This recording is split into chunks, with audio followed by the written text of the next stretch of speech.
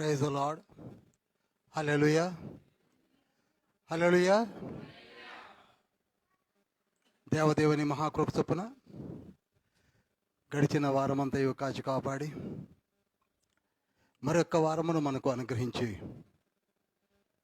తండ్రి యొక్క దివ్య సముఖంలో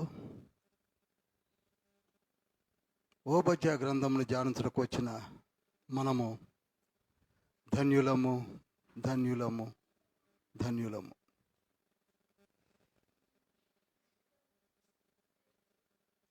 ఈ పుస్తకం కొంచెం టఫ్గా ఉంటుంది. అతి చిన్న పుస్తకము. Only 21 verses are there.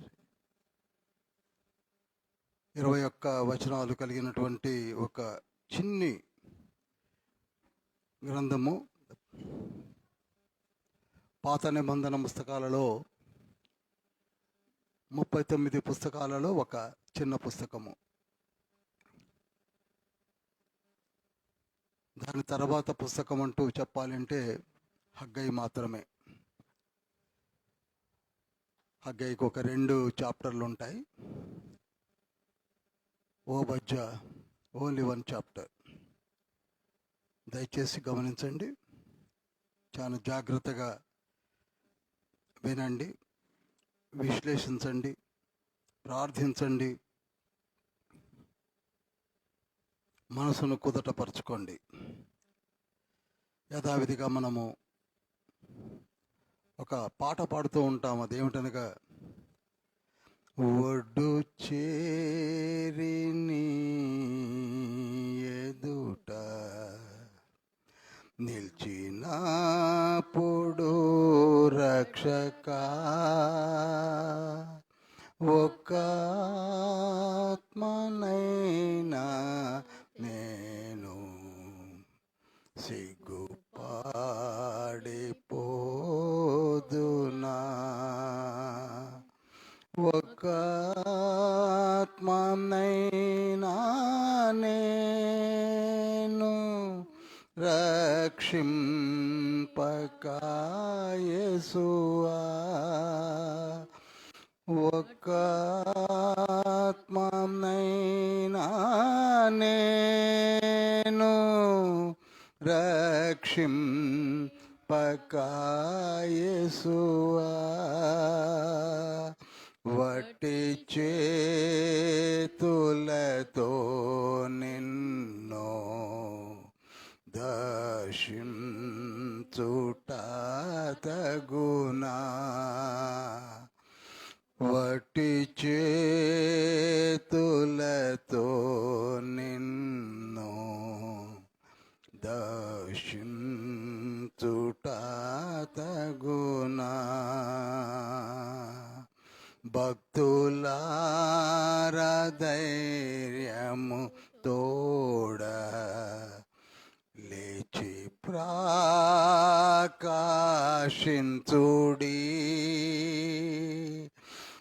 ఆత్మలెల్ల యేసు నొద్ద చేర్చునట్టు చేయుడి, ఒక ఆత్మనైనా నేను రక్షింపక యేసువా, ఒక్క ఆత్మనైనా నేను రక్షింపక యేసువా, వట్టి చేతులతో నిన్ను దర్శించుట తగునా, వట్టి చేతులతో నిన్ను దర్శించుట తగునా. మిక్కిలి ప్రేమ కనికరం కలిగిన మహోన్నతుడా, పరిశుద్ధుడా, పరలోకపు తండ్రి, మీ పాదము చెంతకు చిన్నమందగా వచ్చి ఉన్నాం. ఓబద్య గ్రంథమును ధ్యానించడం కొరకు వచ్చి ఉన్నాం. మీరే మాకు వివరించండి. శ్రేష్టమైన గ్రంథమును ధ్యానించబోతున్నాం. అలనాటి సంఘటనలను ఈనాడు మాకు ఎందుకు వివరించవలసి వచ్చుచున్నదో కూడా మాకు తెలియపరిచి, ఏ విధంగా మేము జీవించాలో, ప్రార్థించాలో, మా కుటుంబాలను కట్టుకోవాలో, మీ రాకడకు సిద్ధపాటుగా అనేకులను నడిపించుటకు కావలసిన జ్ఞానమును అనుగ్రహించండి. మమ్మల్ని సరిచేసి నిలబెట్టండి. పరమ తండ్రి, మీ శక్తిచేత నింపండి. యేసయ్య, మీ సంచారము గావించండి. ఆత్మ తండ్రి, మీరే అధ్యక్షత వహించి ఆది నుండి అంతం వరకు మీ కార్యము మాలో జరిగించుకొనమని యేసయ్య నామంలో అతి వినయంతో వేడుకుంటున్నాం పరమ తండ్రి. Amen, amen.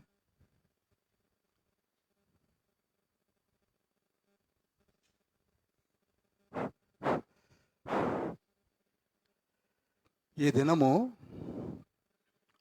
ఓబద్య గ్రంథాన్ని మనం ధ్యానిస్తూ ఉన్నాం.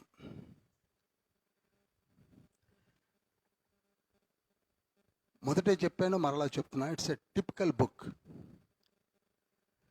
ఎంత జాగ్రత్తగా మీరు మీ హృదయాల్ని ఏకాగ్రతతో నిలుపుతారో అప్పుడు మీకు అరటిపండు ఒలిచిపెట్టినట్టుగా అర్థమవుతుంది. అతి మర్మయుక్తమైన మాటలు కలిగినటువంటి పుస్తకం.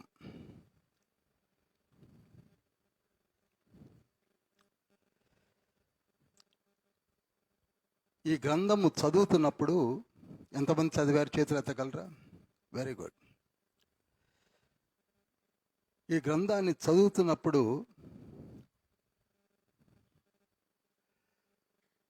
ఈ గ్రంథాన్ని రాసినది ఓబద్య అని మాత్రం తప్ప ఇంకేమీ తెలియదు.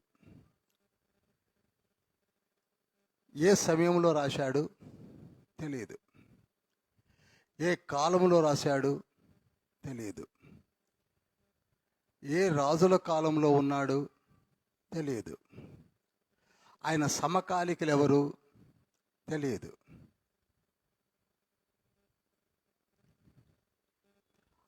ఆయనను గురించినటువంటి వివరణ కూడా పెద్దగా కనపడదు. అటువంటి టఫ్ బుక్ని మనం ధ్యానించబోతున్నాం.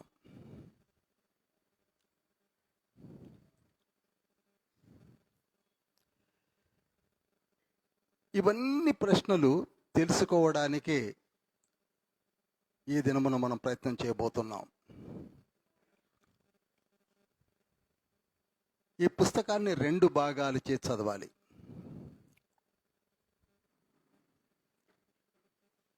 ఒకటో అధ్యాయము 1 నుండి 16 వచనాల వరకు ఒక పార్టుగాను, 1వ అధ్యాయము 1 నుండి 16 వచనాల వరకు ఒక భాగముగాను, 17 నుండి 21 వరకు 2వ భాగముగాను ధ్యానించబోతున్నాం.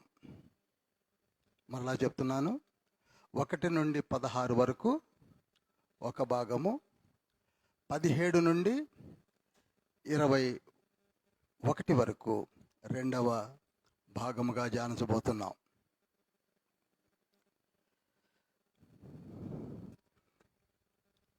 ఈ బుక్ను రాసింది నేను ముందుగానే మీకు తెలియజేస్తున్నాను. 607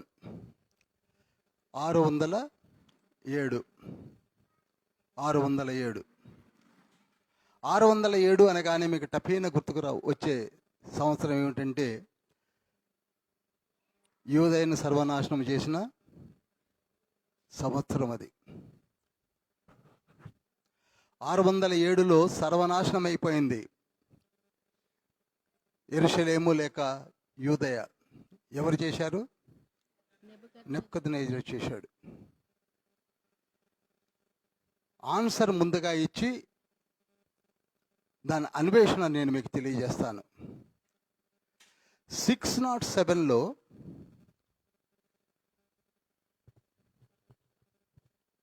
ఈ పుస్తకం రాయడం జరిగింది. ఈ పుస్తకంతో పాటు మరొక పుస్తకం కూడా పాత నిబంధన పుస్తకాలలో ఉన్నది. అది ఏమిటో తెలుసా? విలాప వాక్యములు. విలాప వాక్యములు, ద బుక్ ఆఫ్ లామెంటేషన్స్ అంటారు. ఈ విలాప వాక్యములు కూడా 607లోనే లిఖించబడింది. ఇప్పుడు చెప్పండి, ఎన్ని పుస్తకాలు రాయబడ్డాయి? 2. ఆ 2 ఏమిటి? విలాప వాక్యములు, ఓబద్య.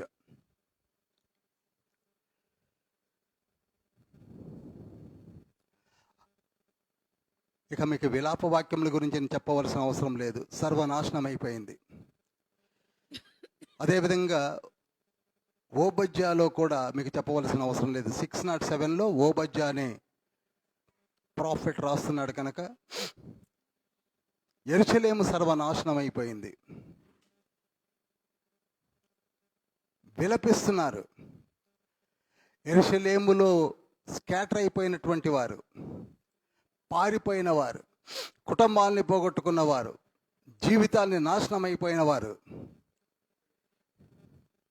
జీవిత పరమావధి లేని వారు, they are weeping like anything. 607 అనేది ఒక ఘోర కలి. ఆ సమయంలో రాయబడినటువంటి 2 పుస్తకాల్లో ఒకవైపు ఒక జనాంగం ఏడుస్తూ ఉన్నారు, మరొక వైపు ఒక జనాంగము నవ్వుతూ ఉన్నారు. ఎవరు నవ్వుతున్నారంటే ఏదో మీలు నవ్వుతున్నారు. విలపిస్తున్నది ఎవరు చెప్పండి? యూదులు స్కాటర్ అయిపోయారు. ఈనాడు ఎగ్జాక్ట్గా మన పొజిషన్ కూడా అదే ఉంది, మన పొజిషన్ కూడా అలానే ఉన్నది. ఎన్ని సంవత్సరాలు బ్రతికాము, మన జీవితం ఒక్కసారి చూసుకుంటే 2021లో ఎన్ని బాధలు పడుతున్నాయో కొన్ని కుటుంబాలకి తెలుసు. 22వ కీర్తన చూసినప్పుడు అక్కడ దేవా నా చెయ్యి ఏల విడిచితివి అని దావీదు ప్రార్థన చేస్తున్నాడు. నా దేవా, why you have forsaken me. ఈనాడు మన పరిస్థితి కూడా అంత ఘోరకలిలో ఉన్నది. నా దేవా నా చెయ్యి ఎందుకు వదిలేశావు? నా పరిస్థితి ఏంటి ప్రభువా?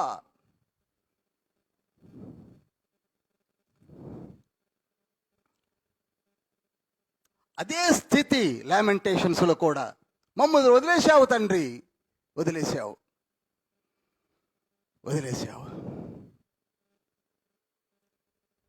వదిలేయడానికి కారణము మా కార్యములే, మా పాపములే, మా జీవితమే, మా గర్వమే, మా హృదయ గర్వమే. We have never opened our hearts to you. వదిలేశావు.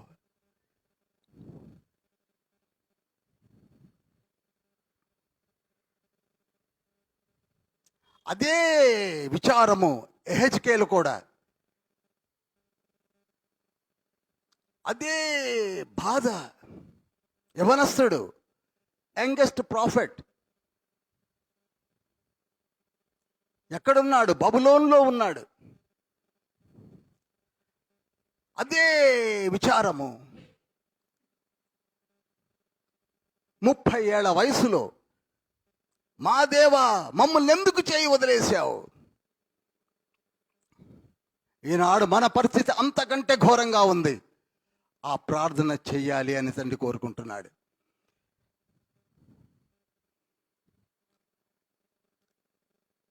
యెహెజ్కేలు ఉన్నది బబులోన్లో, కూలిపోయిందంతా కూడా యూదయలో.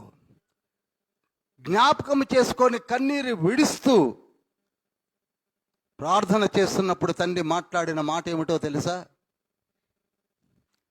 యెహెజ్కేలు గ్రంథము 48వ అధ్యాయం 35వ వచనంలో, I will be with you, నేను మీతో ఉన్నాను, మీతో ఉంటాను, మీ కొరకై నేను ఆత్రపడుతున్నాను. ఒక్కసారి చదువుతారా? 48:35.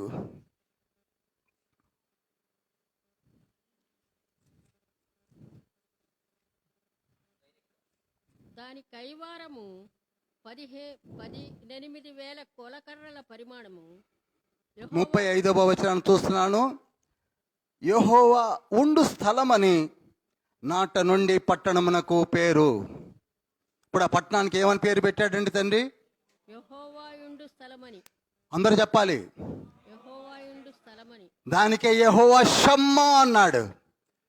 యెహోవా షమ్మా అనగా నేను నిత్యము ఉంటాను. ప్రస్తుతం ఎలా ఉంది? అది ఎలా ఉందండి? శిథిలమైపోయింది.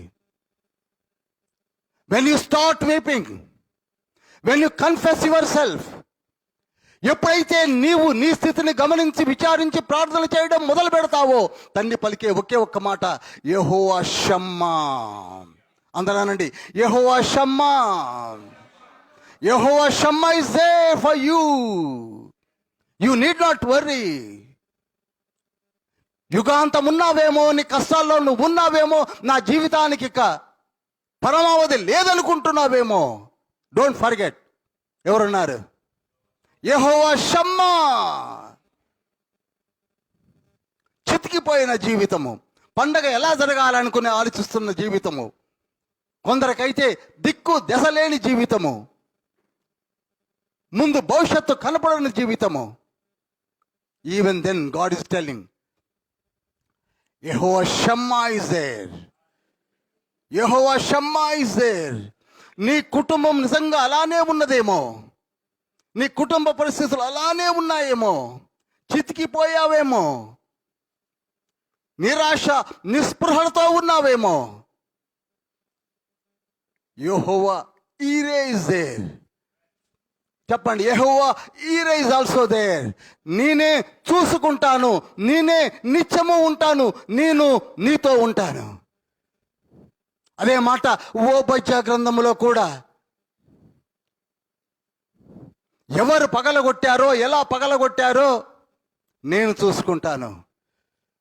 నిన్ను చూసి అపహసిస్తున్నటువంటి జనాంగం ఉన్నారేమో నీ ఇంటి చుట్టూ, నీ కుటుంబాల్లోనే ఉన్నారేమో, నీ ఇంటిలోనే ఉన్నారేమో, but I will look after them. నేను చూసుకుంటాను. ఓబద్యా గ్రంథంలో అవే మాటలు తండ్రి మనతో మాట్లాడుతున్నాడు. I will restore you, I will rebuild you. నేను చూసుకుంటానంటే ఏమిటి? ఎక్కడ పగిలిపోయిందో అక్కడ తిరిగి కడతాను. పగిలిపోయి ఉన్నది యెరూషలేము. I know it because of your dates. నీవు చేసుకొని నువ్వు పగలగొట్టుకున్నావు, అయినను కనికరించి నా వైపు చూస్తున్నారు కనుక నేను కడతాను. Jehovah Shammah is there. Jehovah Shammah is there. Hallelujah. Obadiah గ్రంథాన్ని రాసినది ఓబద్యా. పరిశుద్ధ బైబిల్ గ్రంథములో 13 మంది ఓబద్యాలు ఉన్నారు. ఎంతమంది అండి? 13 మంది ఉన్నారు. ఈ 13 మందిలో ఒక ఓబద్యా మాత్రమే రాశాడు. తక్కిన 12 మంది పెద్ద లెక్కలోనికి వచ్చిన వారు కారు గనక నేను ఎక్స్ప్లెయిన్ చేయటం లేదు. ఇతను ఇశ్రాయేలీయుడు.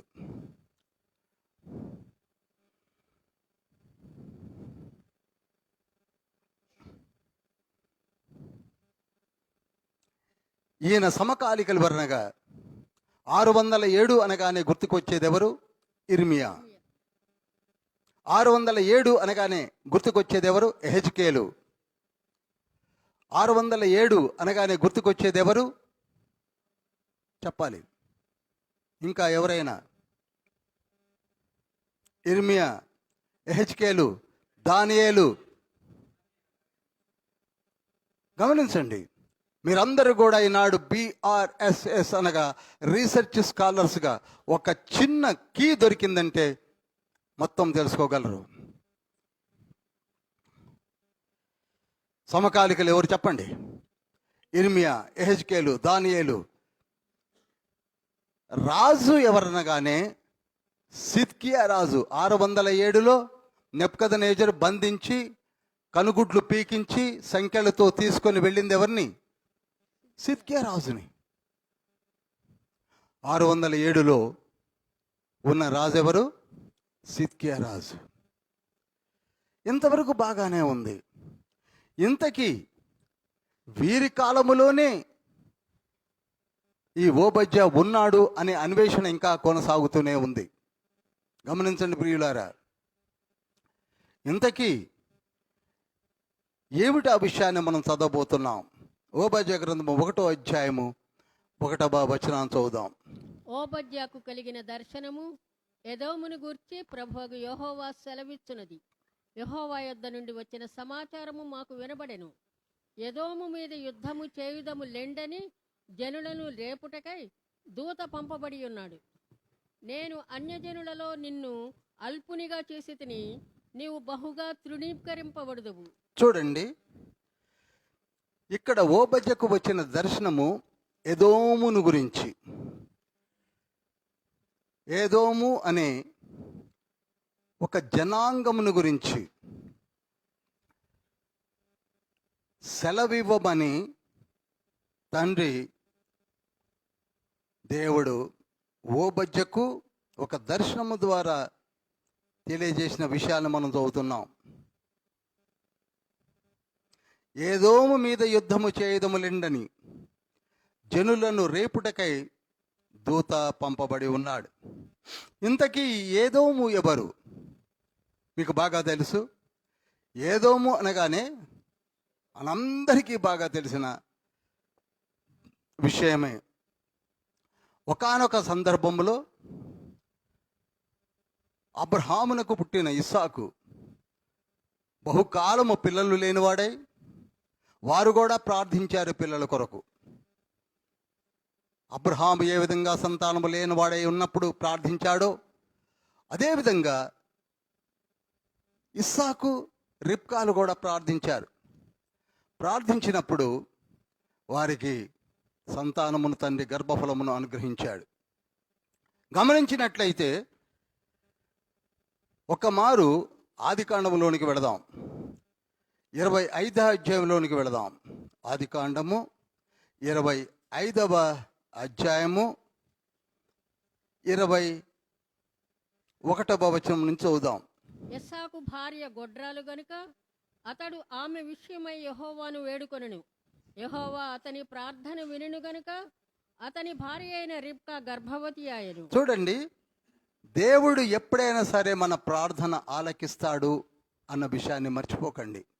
ఎప్పుడైతే గొడ్రాలితనముతో ఉన్నటువంటి రిబ్కా ప్రార్థన తండ్రి ఆలకించాడో వెంటనే గర్భఫలాన్ని ఇచ్చాడు. అయితే ఇక్కడ జరిగిన విషయం ఏమిటో చూడండి. ఆమె గర్భములో శిశువులు ఒకరితో ఒకడు పెనుగులాడిరి కనుక ఆమె ఇలాగైతే నేను బ్రతుకుట ఎందుకని అనుకొని ఈ విషయమై యెహోవాను అడుగ వెళ్ళాను. ఇంతకీ యుద్ధము బయటకు వచ్చాక జరుగుతుంది, కానీ ఈవిడికి కడుపులోనే జరుగుతుంది. ఇద్దరు గర్భంలో తన్నుకుంటున్నారు. ఆమెకి బాగా తెలిసిపోతుంది, మామూలుగా తన్నుకోవటం లేదు. ఎంతగా తన్నుకుంటున్నారంటే ఆ విషయాన్ని దేవుణ్ణి అడుగుదామని వచ్చింది. తట్టుకోలేకపోతుంది. ఎవరెవరు కొట్టుకుంటున్నారు? ఏశావు, యాకోబులు. అప్పుడు తండ్రి దానికి సమాధానం ఏమని చెప్తున్నాడో చూడండి, ఎంత ఆశ్చర్యమో. రిబ్కా, ఒక్క నిమిషం ఆగమ్మ. రిబ్కా, నీ గర్భములో 2 జనములు కలవు అంటున్నాడు. 2 వ్యక్తులు కాదు అక్కడ ఉంది. నీ గర్భంలో ఉన్నది ఏశావు, యాకోబు అనుకుంటున్నావేమో. కాదు, 2 జనములు ఉన్నాయి. ఈనాడు మనం అనుకుంటూ ఉంటాం, ఒక్కొక్క పాపనే లేక ఒక్కొక్క వ్యక్తిని చూసి ఒక్కరే అనుకుంటున్నాం. కానీ అక్కడ తండ్రి చెప్తున్నాడు, ఆ 2 వ్యక్తులు ఎవరైతే బయటికి రాబోతున్నారో వాళ్ళు 2 జనములు, అనగా జనరేషన్స్. జనములు అంటే ఏంటండి? జనరేషన్స్ రాబోతున్నారు.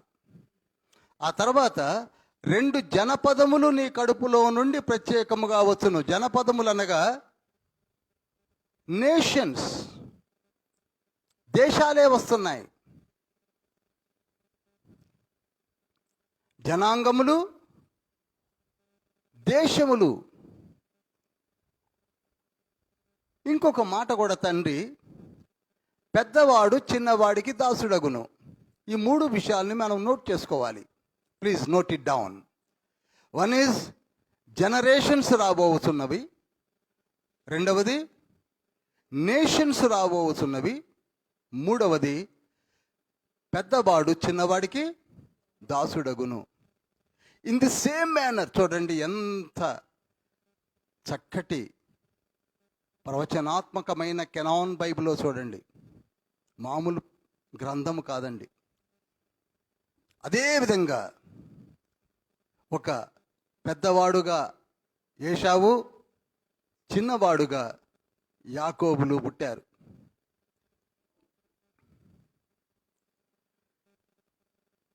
ఏశావు సంతానమే ఎదోమీయులు. ఎవరండి? ఎదోమీయులు. ఈనాడు మనము ఓబద్య గ్రంథంలో చదివినటువంటి మాట.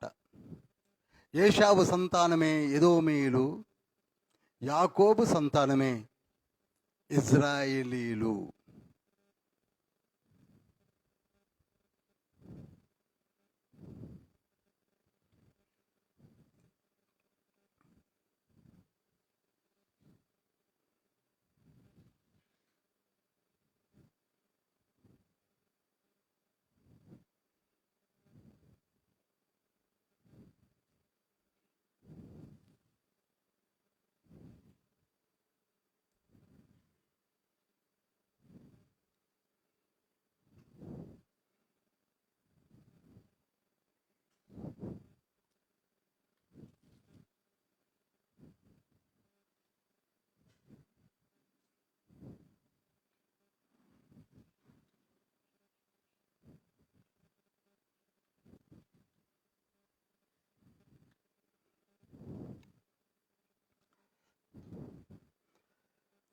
మధ్యధర సముద్రము,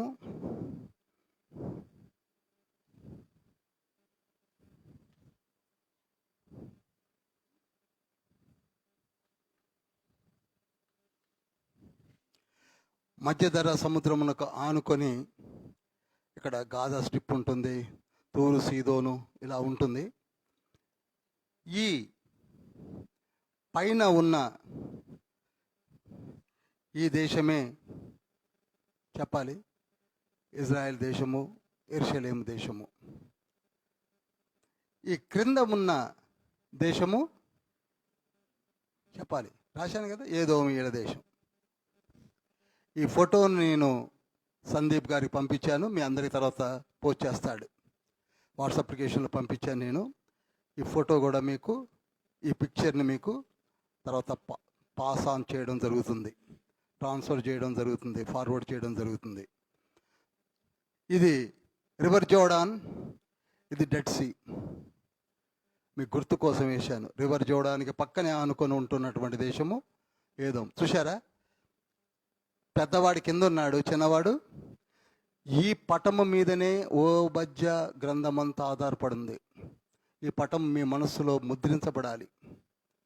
without this picture you cannot read the book well. ఈ పిక్చర్ మీకు ఎంత రిజిస్టర్ అయితే అంత మంచిది. అర్థమైందన్న వాళ్ళు నోట్ చేసుకున్న వాళ్ళు ఒకసారి చేయి పైకి లేపి హల్లెలూయా, హల్లెలూయా, హల్లెలూయా. కనుక త్వరగా వెడతాను.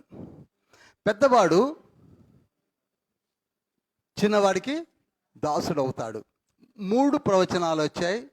ఒక జనాంగము ఇజ్రాయేలీలు, ఒక జనాంగము ఏదోమీయులు.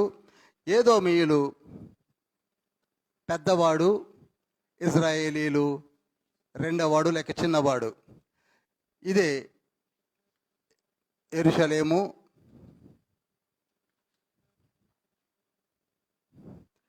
ఇది ఏదోము. దీనికి చాలా పేర్లు ఉన్నాయి. బోస్రా అని ఇప్పుడే మనం ధ్యానించబోతున్నాం. కనుక తేమాన్ అని గుర్తుంచుకోవాల్సింది. పైన యెరూషలేము, కింద ఏదోము, ఇశ్రాయేలీలు, ఏదోమీయులు. తండ్రి చెప్పాడు, పెద్దవాడు జనాంగముగా వచ్చేశారు, చిన్నవాడు జనాంగముగా వచ్చేశారు. lakhs of people, lakhs of generations వచ్చేశారు. ప్రవచనం నెరవేర్చబడింది. ఇంతకీ ఏషావు పేరు ఎందుకు ఎదోము అయిందనగా, ఎదోము అనగా ఎర్రనివాడు అని అర్థం. ఇంకెక్కువగా మీరు కూడా మంచి పండితులు కనుక, మంచి సేవకులు కనుక నేను ఎక్కువగా చెప్పవలసిన అవసరం లేదు. ఎదోము అనగా ఎర్రని. ఈయనకు బై నేచరు ఎరుపుదనం అంటే చాలా ఇష్టం. ఆయన ఎర్రగానే ఉంటాడు. ఎర్రది ఏది కనపడ్డా ఆశపడుతుంటాడు. తర్వాత ఈయన అలవాటు కూడా అరణ్య ప్రాంతాల్లో ఉంటాడు, వేటగాడు. యాకోబు తత్వము సౌమ్యమైన తత్వము, ఇంట్లో ఉంటాడు. ఎక్కువగా ఇంటి పరిసరాల్లోనే ఉంటాడు. కానీ ఏషావు అలా కాదు. ఎక్కడ ఉంటాడండి? అరణ్యాలలో వేటాడడం ఇష్టం అతనికి. ఆ నేచర్ వేరు, ఈయన నేచర్ వేరు. ఈ గుణ లక్షణాలను బాగా గమనించండి. ఒకసారి అదే విధంగా వేటకు వెళ్ళి తిరిగి వచ్చిన ఏషావు తమ్ముడు ఏదో వండుకుంటున్నాడు, అది ఎర్ర ఎర్రగా ఉన్నది. దాన్ని ఏమంటారండి? కలగూర వంటకం ఏదో అంటాడు బైబిల్లో. ఆ కలగూర వంటకం చూసినప్పుడు ఎర్ర ఎర్రగా ఉంటుంది, చిక్కుడు గింజల్లాగా ఉంది, ఏమిటని అడిగినప్పుడు అది ఏమైతే నీకెందుకు కానీ నీ జ్యేష్ఠత్వం నాకు ఇస్తావా అన్నాడు. ఆయన అడిగింది ఏంటి, ఇది చెప్పేది ఏమిటి అనగా, ఏషావు యొక్క ఆలోచన ఎంతసేపు దేని మీద ఉంది? వంటకాల మీద, వంటల మీద, వాసనల మీద. యాకోబు ఆశ ఎక్కడుంది? జ్యేష్ఠత్వం మీద, సౌమ్యమైన దేవుని క్రియల మీద. ఏ విధంగా ఉండాలి, జ్యేష్ఠుడు అంటే ఏ వరాలు ఉంటాయి, జ్యేష్ఠత్వం ఎలా ఉంటుంది అని ఆలోచిస్తున్నాడు ఆయన. ఈయనేం ఆలోచిస్తున్నాడు? వంటకాల గురించి. మనం కూడా చాలాసార్లు ప్రసంగాలకి అక్కడెక్కడికి వెళ్ళినప్పుడు ముందు వాసన వచ్చినప్పుడు పాటలు పెద్ద పెద్దగా పాడతాం. ఎంత పెద్దగా పాడతామంటే అసలు అబ్బు, ఏ వాసన లేకపోతే చల్లగా నడుస్తుంటుంది ప్రోగ్రాం. అలానే ఏషావుకి వంటకం కనబడితే చాలు రెచ్చిపోతాడు. అన్నాడు, తీసుకో, ఆకలితో నేను చచ్చిపోతున్నాను, జ్యేష్ఠత్వం కావాలంటే నీకు ఇచ్చేస్తాను, తీసుకో అంటే, ఆహా, చూడండి ఎంత తెలివిగల్లోడు యాకోబు. ప్రామిస్ చేయమంటున్నాడు. ప్రమాణం చేస్తేనే తప్ప. పక్కనే ఉంటుంది పేజీలో చూడండి మీరు. 33వ వచనము 25వ అధ్యాయంలో, యాకోబు నేడు నాతో ప్రమాణం చేయమనను. అతడు యాకోబుతో ప్రమాణం చేసి అతనికి జ్యేష్ఠత్వమును అమ్మివేయగా. ఈ మాటను పరిశుద్ధాత్మ తండ్రి హెబ్రీ పత్రికలో ఉటంకిస్తున్నాడు. ఒక్క పూట కూటి కొరకు జ్యేష్ఠత్వమును అమ్మివేసినటువంటి ఏషావు ఆ తర్వాత ఏడ్చాడు, కానీ పొందుకోలేకపోయాడు అంటాడు హెబ్రీ పత్రిక 12వ అధ్యాయం 16-17 వచనాల్లో. కనుక ప్రియులారా, ఆ విధంగా జ్యేష్ఠత్వమును అమ్ముకొని ఏం చేశాడండి? ఆ వంటకాన్ని తిన్న ఈ వ్యక్తి ఆనాటి నుండి అతన్ని ఏమని పిలవడం మొదలుపెట్టారు? ఆయన జనాంగాన్ని అతన్ని ఏదోము అనడం మొదలుపెట్టారు. ఏదోము, ఏదోము. ఆ విధంగా తన జ్యేష్ఠత్వంను తృణీకరించినటువంటి ఒక యవనస్తుడు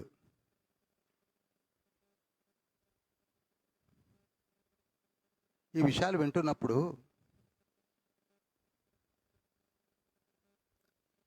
మనము కూడా ఆలోచించాలి. మనము కూడా చిన్న చిన్న విషయాల్లో దీవెనలను ఏ విధంగా పోగొట్టుకుంటామో, అనాలోచితంగా ఎన్ని విషయాలను మనం పోగొట్టుకుంటామో ఈ ఇన్సిడెంట్ ద్వారా తెలుస్తుంది. ఇప్పటికీ చూడండి, 2021 డిసెంబర్ మాసంలోనికి వచ్చాం. ఇంకా మనలో ఏదోము వలె ఉంటున్నామేమో గమనించండి. సరే, ఇంతకీ ఏదోమీయుడు ఎవరో తెలిసింది మనకి. ఏదోమీయులు ఎవరండి? ఏషావు సంతానము. ఒక ప్రశ్నకు ఆన్సర్ వచ్చింది. రెండవది ఏమిటంటే, ఇది ఏ కాలమును సూచించున్నది? చాలా జాగ్రత్తగా వినాలి. ఇది ఏ కాలము? 607 అని మీకు చెప్పాను. 607 అని ఎలా చెప్పగలరండి? 21 అధ్యాయాలు ఎక్కడ కనపట్టలేదే. కానీ ఆ 607 అనే విషయాన్ని ఏ విధంగా మనము తెలుసుకొనగలము నేను చెప్పబోతున్నాను. ఓబద్య గ్రంథము 1వ అధ్యాయం 11వ వచనం చదవండి. నీవు పగవాడవై నిలిచిన దినమందు, పరదేశులు వారి ఆస్తిని పట్టుకుపోయిన దినమందు, అన్యులు వారి గుమ్మములలోనికి చొరబడి యెరూషలేము మీద చీట్లు వేసిన దినమందు నీవును వారితో కలుసుకుంటివి కదా.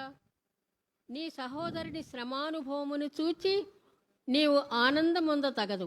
చాలండి. ఇక్కడ 11వ వచనాన్ని మరి ఒక మారు చూస్తున్నాను. నీవు పగవాడవై నిలిచిన దినమందు.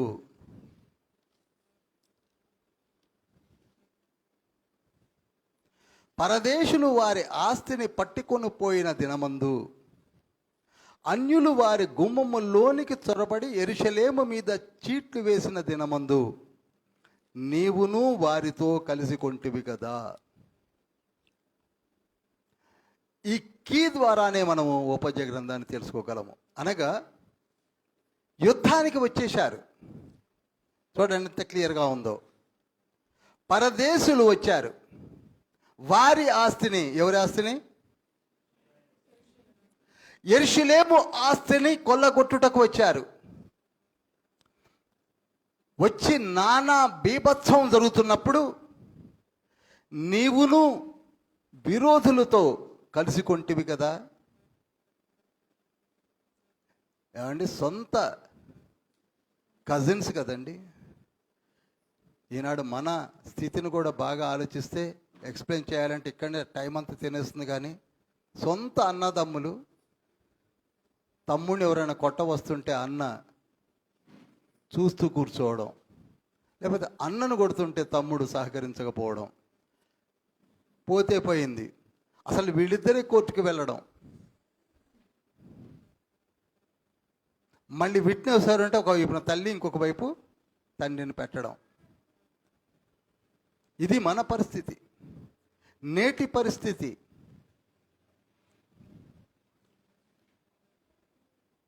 నీ సహోదరుని దేశము మీదకి పైనే ఉన్నాడు, నువ్వు కిందనే ఉన్నావు, చూస్తూనే ఉన్నావు.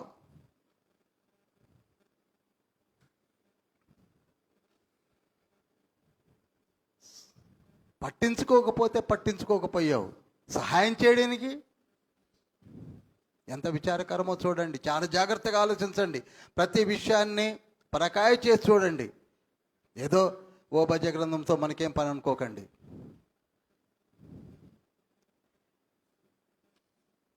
వారి ఆస్తిని పట్టుకొని పోయిన దినమున వారి గుమ్మములలో, మీకు తెలుసు ఈ గుమ్మాల చుట్టూ ఎన్ని ఉన్నాయి? 12 గుమ్మాలు ఉన్నాయి. 12 గుమ్మాల గుండా దిగివచ్చి నాన్న బీభత్సవం చేస్తుంటే నీకు వినపడుతున్నా పట్టించుకోలేదు. పగవాడివై నిలిచావు నువ్వు కూడా. ఏంటంటే పగ. చెప్పండి, పగ. ఈనాడు మనకు కూడా కొన్ని తెలియదుగా లోపల ఎంత పగ ఉంటుందో తెలిసిందా? పేరు తలుచుకుంటేనే పెదట్ల వాడినా, ఇప్పుడైతే నేనేం చేయలేను, మరి ఎందుకు? కానీ లోపలేముంది? రివెంజ్, పగ. నాకు దొరకాలి, ఎప్పుడో దొరుకుతాడు, ఏమి చేయలేడు దొరికిన. కానీ లోపల పగతో రగిలిపోతున్నాడు.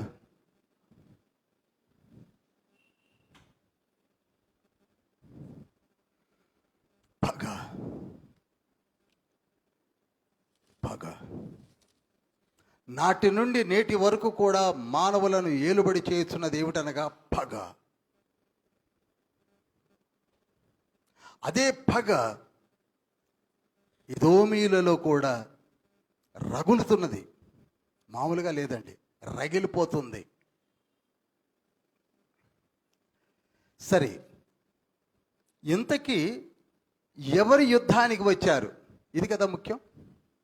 యెరూషలేము మీదకి ఎవరు యుద్ధానికి వచ్చారు? 607 అని మీకు అనౌన్స్ చేశాను. కానీ 607లోన అంతకంటే ముందు ఏమైనా జరిగాయా? మీకు ఒక విషయాన్ని ఇక్కడ చెప్పి నేను ముందుకు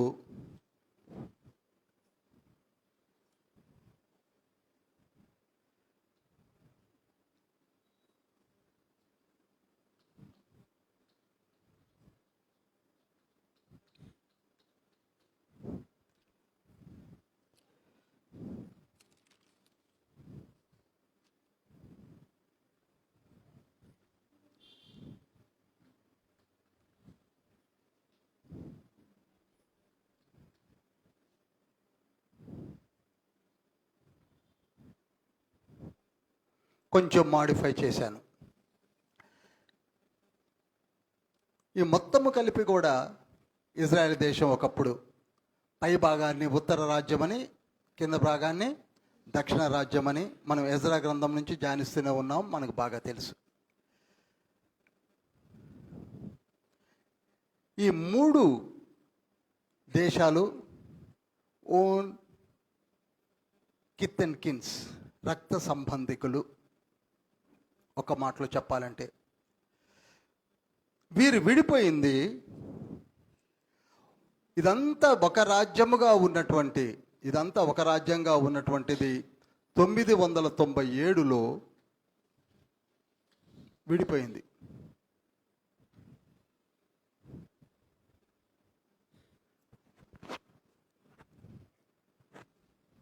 ఎందుకని మీకు బాగా తెలుసు. దేవునికి కోపం వచ్చి 2 భాగాలుగా విడగొట్టాడు. ఎప్పుడండి? 997లో. ఎందుకంటే ఎక్కువగా ప్రస్తుత సమయాన్ని బట్టి వెళ్ళటం లేదు. 997లో ఉత్తర రాజ్యమును మొట్టమొదటి రాజు ఎవరంటే ఎవరైనా చెప్పగలరా? యరోబాము. ఎవరండి? యరోబాము. దక్షిణ దేశపు మొట్టమొదటి రాజు ఎవరనగా రెహబాము, సొలొమోను కుమారుడు. పై దేశానికి రాజు ఎవరండి? యెరోబాము 1, కింద రెహబాము. రెహబాము. ఇంతవరకు చాలు. వీళ్ళు విడిపోయింది ఎప్పుడు? 997లో. విడిపోయిన కొద్ది సంవత్సరాలకే, అనగా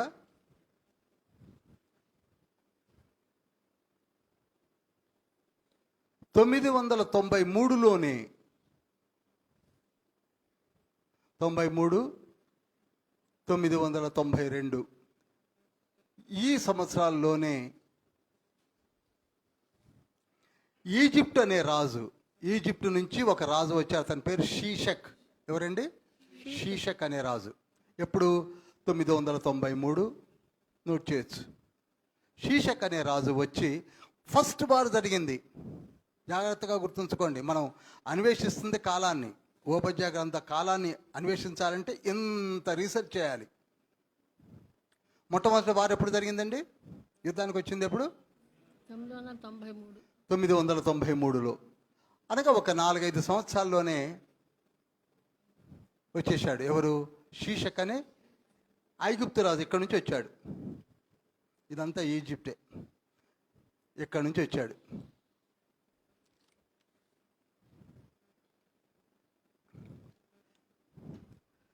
వచ్చి పెద్దగా ఏమీ దోచుకోలేదు, కానీ కేవలము పరిశుద్ధాలయంలో ఉన్నటువంటి బంగారు డాళ్లను తీసుకొని పోయాడు. ఎత్తుకుపోయాడండి? చెప్పాలి. బంగారు డాళ్లను.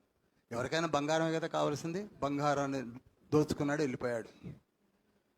మీరు తర్వాత చదివితే మీకు బాగా అర్థమవుతుంది. ఇది మొట్టమొదటి వార్. మొదటి రాజుల గ్రంథము 14వ అధ్యాయము 25-26 వచనాల్లో ఉంటుంది. తర్వాత చదువుకోండి. ఇతను ఆస్తినేమి తీసుకెళ్ళలేదు, ప్రజలను ముట్టుకోలేదు. కేవలము తిన్నగా ఆలయంలోనికి పోయాడు. బంగారం బాగా కనపడింది.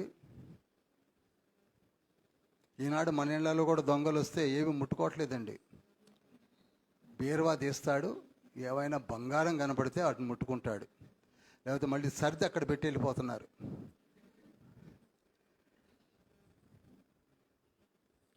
కనుక ఇక్కడ ఆస్తిని ముట్టుకోలేదు కనుక ఈ యుద్ధములో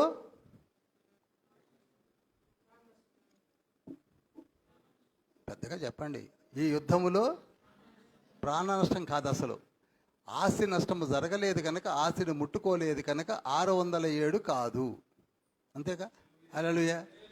అక్కడ కీ ఏమిటంటే మనకి ఆస్తి నష్టము జరగాలి, ప్రాణ నష్టము జరగాలి, మనుషులను ముట్టుకోవాలి కనుక ఇక్కడ మనుషులను ముట్టుకోలే ఆయన, ఆస్తిని ముట్టుకోలేదు, కేవలం అందులో దూరాడు, తీసుకున్నాడు, వెళ్ళిపోయాడు. ఇక రెండవ యుద్ధం నోట్ చేయండి. రెండవ యుద్ధం యెహోరాము కాలంలో.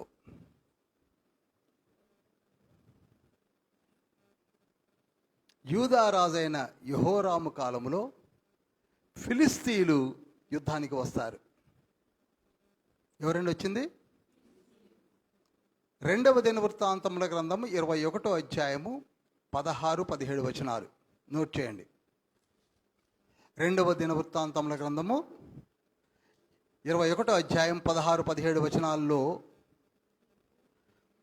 యెహోరాము అనగా యెహోషాపాతు కుమారుడైన యెహోరాము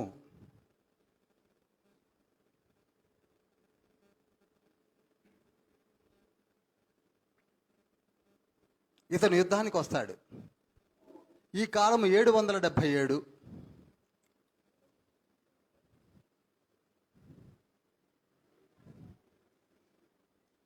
వచ్చి సమస్త పదార్థములను,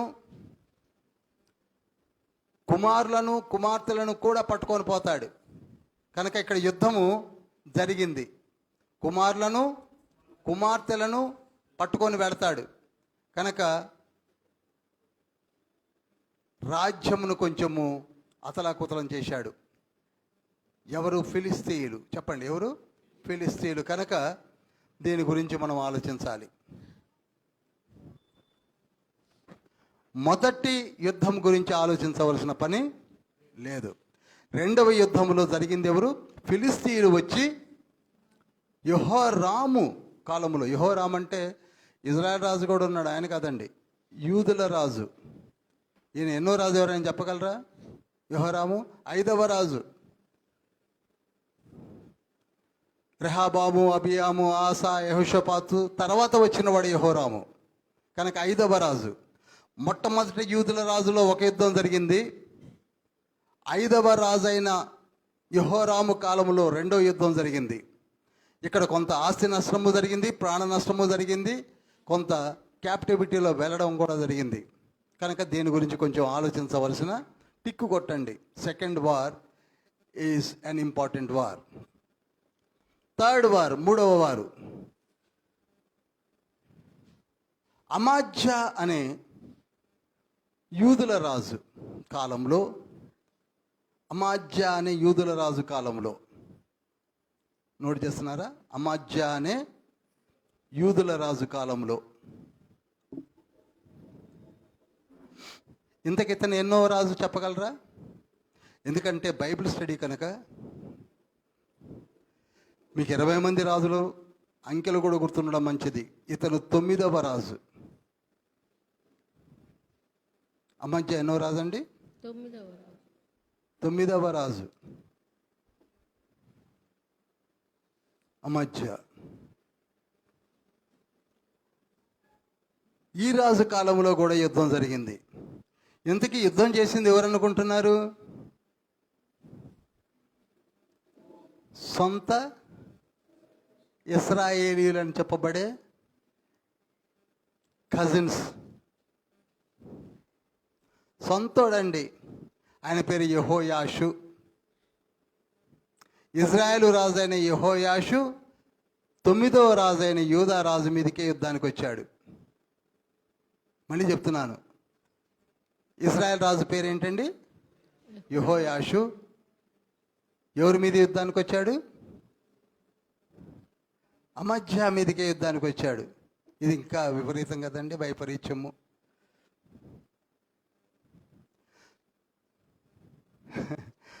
పన్నెండు గోత్రములని చెప్పుకొని 12 గోత్రములు ఒక తాటిగా జీవించాలని తండ్రి ఆశిస్తూ ఇప్పటికీ కూడా ఆ 12 గోత్రముల పేరట ఒక పరిశుద్ధ పట్టణమును కట్టి దానికి 12 గోత్రముల పేరు పెట్టి ఎంతగానో ఈ 12 గోత్రములు కలిసి ఒక కట్టుగా ఉండాలని, ఒక ఐక్యముతో బలంగా ఉండాలని దేవుడు ఆశిస్తున్నటువంటి ఆ 12 గోత్రములలో ఒక గోత్రికులు ఏమయ్యారండి ఈనాడు?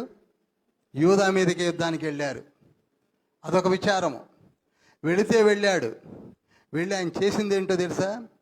పరిశుద్ధాలయంలోనికి దూరి,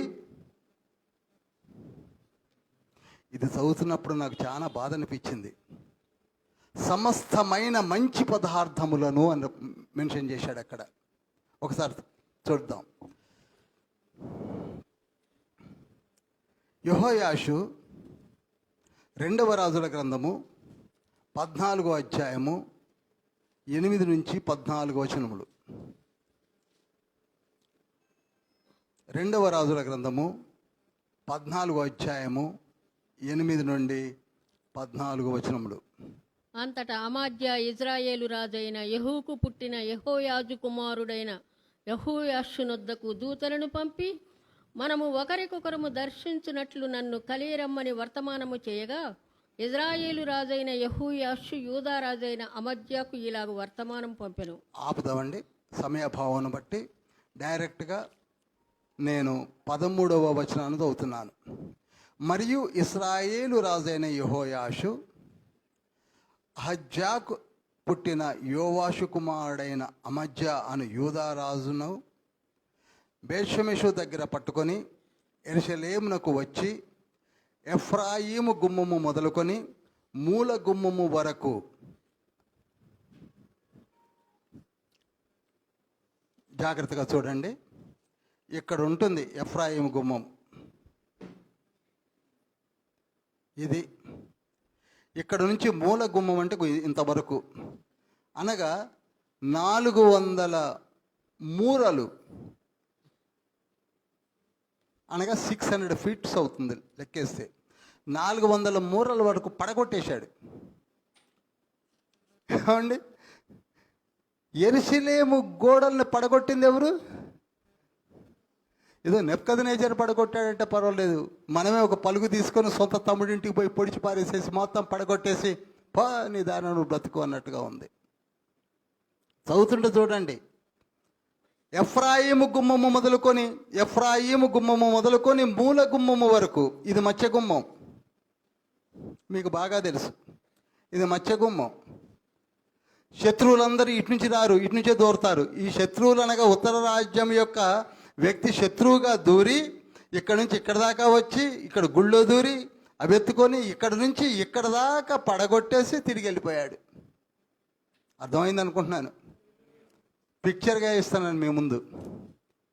మూల గుమ్మము వరకు 400 మూరలు, ఇక్కడ చూడండి ఉందో, వరకు 400 మూరల పొడవున పడగొట్టేశాడు. మరియు యెహోవా మందిరమందును రాజనగరందును కనబడిన బంగారము, వెండి మొదలైన సమస్త వస్తువులను పట్టణస్థులలో కుదబెట్టబడిన వారిని తీసుకొని షోమ్రోనికి వెళ్ళిపోయాడు. ఇది ఎన్నో యుద్ధం అండి? 3వ యుద్ధం. అన్నిటికంటే విచారకరమైన యుద్ధమే ఈ యుద్ధం. ఇక 4వ యుద్ధం ఉంది. అర్థమవుతున్నాయి కదా 3 యుద్ధాలు. ఒక యుద్ధం ఎవరెవరికి జరిగింది? షీషక్ వచ్చాడు. షీషక్ వచ్చి ఏం చేయదు, జస్ట్ బంగారం డాళ్ళను పట్టుకొని పోయాడు. 2వ రాజు ఫిలిస్తీయులు వచ్చి కొంతవరకు క్యాప్టివిటీలో తీసుకెళ్ళాడు. 3వ రాజు ఎవరో కాదు, సొంత కజిన్ యెహోయాషు.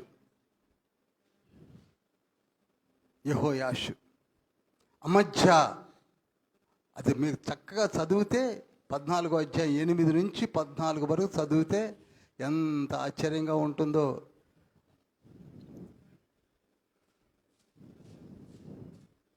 మీకు విషయం చెప్తాను. I think that is 1970s నుంచి 75 మధ్యలో ఆంధ్ర తెలంగాణ మూమెంట్ జరిగింది. అప్పుడు నేను రామగుండంలో I'm working as a clerk. Andhra Telangana మూమెంట్లో అందరూ భయపడి ఇంటికి తాళాలు వేసుకుని వెళ్ళిపోయారు ఆంధ్ర వాళ్ళు. ఒక హెసిటేషన్ లాగా వచ్చి తెలంగాణ వాళ్ళందరూ కూడా తాళాలు పగలగొట్టి వాళ్ళ ఇంట్లో ఉన్నాయన్నీ బయట పారేసి తగలపెట్టేశారండి. నేను చూస్తూ ఉన్నాను. ఏమిటి కసి? అసలు ఒక రకంగా చెప్పాలంటే అలాంటివి జరగకూడదు, అంతే జరిగాయి. మొత్తం ఇంట్లో ఉన్నంత బయట పారేయడం, పెట్రోల్ పోయడం, కిరసనాయిల్ పోయడం, అంటేయడం. Same thing happened. సొంత కజిన్స్. సరే, ఇక నాలుగవ యుద్ధము నెబ్కద్నెజర్ అనే రాజు, సిద్కియా అనే యూదుల రాజు కాలంలో. ఈయన 20వ రాజు. ఈయన ఎన్నో రాజు అండి? మొత్తం యూదుల రాజులు ఎంతమంది? ఇజ్రాయెల్ రాజులు ఎంతమంది? Very good. ఇప్పుడు 4 యుద్ధాలు యూదుల రాజుల కాలంలోనే జరిగాయి. నంబర్ 1 ఎవరి కాలంలో? ఫస్ట్ యుద్ధము శీర్షకు రెహబాము. మొట్టమొదటి యుద్ధం ఎవరండి? రెహబాము. రెండవ యుద్ధము యెహోరాము. యెహోరాము. అతను ఎన్నో రాజు? 5వ. Very good. మూడవ యుద్ధము అమజ్యా. అమాజ్యా. అతను ఎన్నో రాజు? 9వ రాజు. చివరి యుద్ధము సిద్కియా లేక మతన్యా అంటారు. అతను 20వ రాజు. అతని కాలంలో నెబ్కద్నెజర్ వచ్చేశాడు.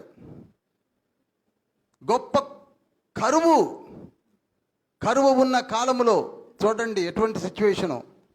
నెబూజరదాను వెంట పెట్టుకొని పంపిస్తే అతను సర్వనాశనం చేశాడు. రాజును పట్టుకున్నాడు, కనుగుడ్లు పీకించేశాడు, చంపేశారు. రాకుమారులను, రాకుమార్తెలను, భార్యలను, రాణులను అందరిని అరెస్ట్ చేసి పట్టుకొని వెళ్ళిపోయారు. ఎక్కడికి? బబులోనికి. బబులోనికి బబులోనికి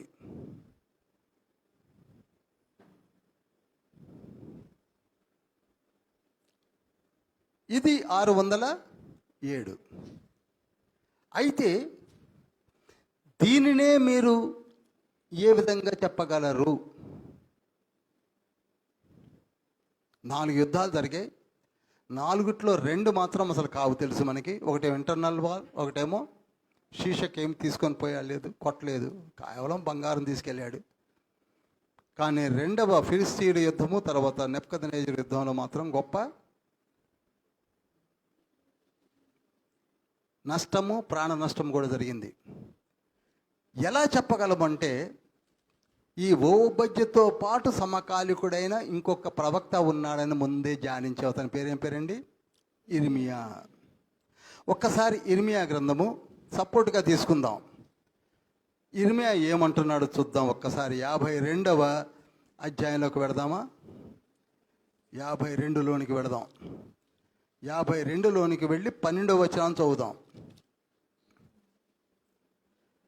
5వ నెల 10వ దినమున అనగా బబులోను రాజు అయిన నెబుకద్నెజరు ఏలుబడియందు 19వ సంవత్సరమున బబులోను రాజు ఎదుట నిలుచు నెబూజరదానును రాజదేహ సంరక్షకుల అధిపతి యెరూషలేమునకు వచ్చెను.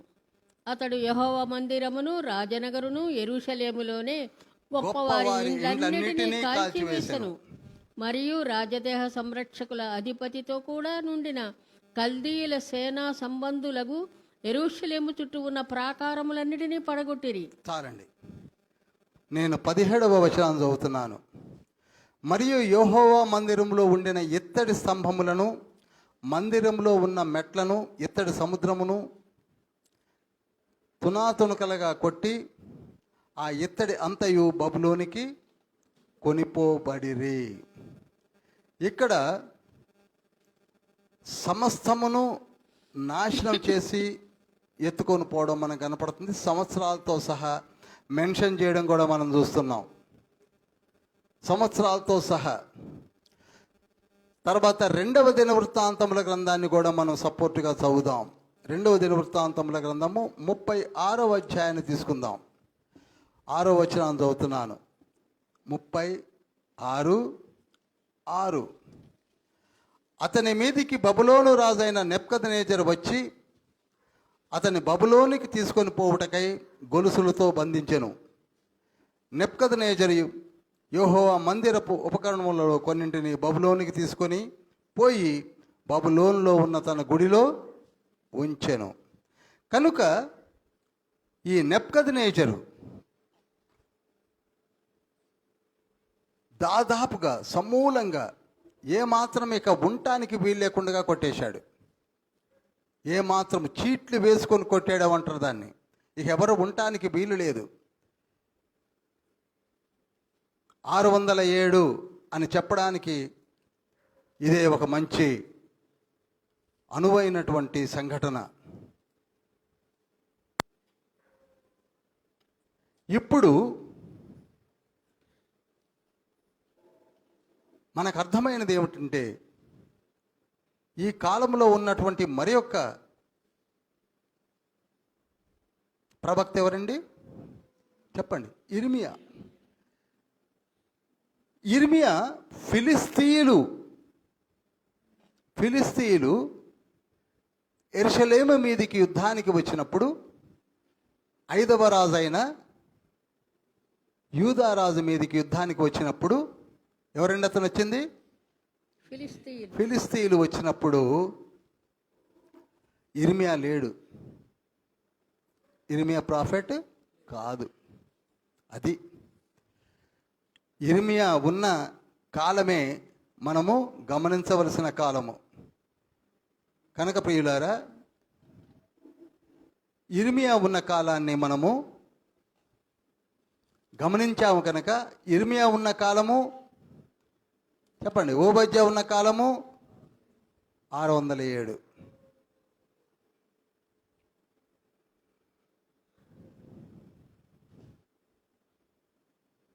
ఇప్పుడు అర్థమైంది. 2 ప్రశ్నలకు సమాధానం వచ్చింది.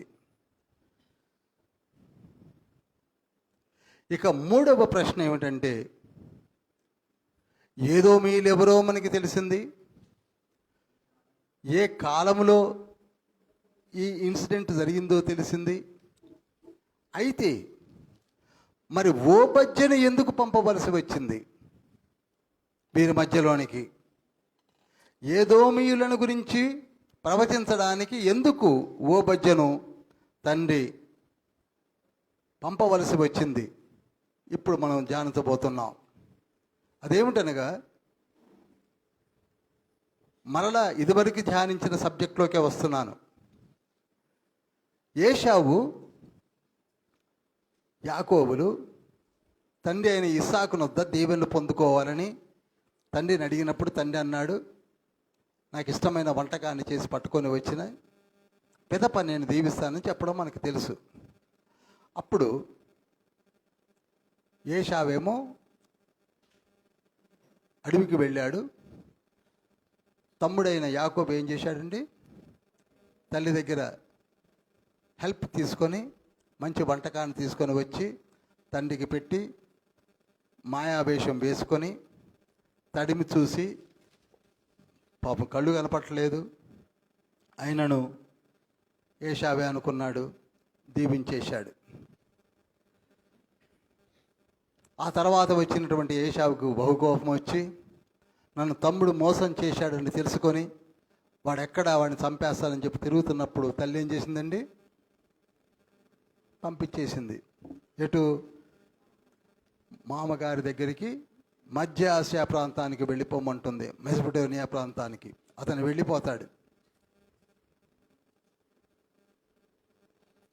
యాకోబు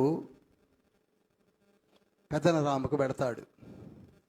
ఏశావు హృదయం నిండా కూడా యాకోబును చంపాలనే పగ ఏముందండి? పగ రగులుతున్నది. ఎందుకని? తనను మోసం చేశాడు. టీనేజ్లో ఉన్నప్పుడేమో జ్యేష్ఠత్వాన్ని కొట్టేశాడు.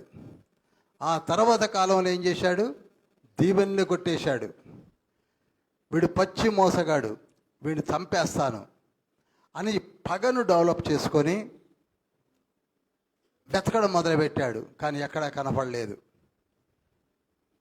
ఆ తర్వాత కాలక్రమేణా 20 సంవత్సరాల తర్వాత, ఎన్ని సంవత్సరాలండి? 20 సంవత్సరాల తర్వాత యాకోబు మరల వెనక్కి తిరిగి వస్తున్న కాలము సమయములలో సంఘటన మనం చెప్పుకుంటున్నాం, ధ్యానిస్తున్నాం. అప్పటికి అతనికి 4 భార్యలు, 12 మంది సంతానము, మంచి పాడి సంపద, గొర్రెలు, మేకలు, ఎడ్లు అన్నీ ఉన్నాయి.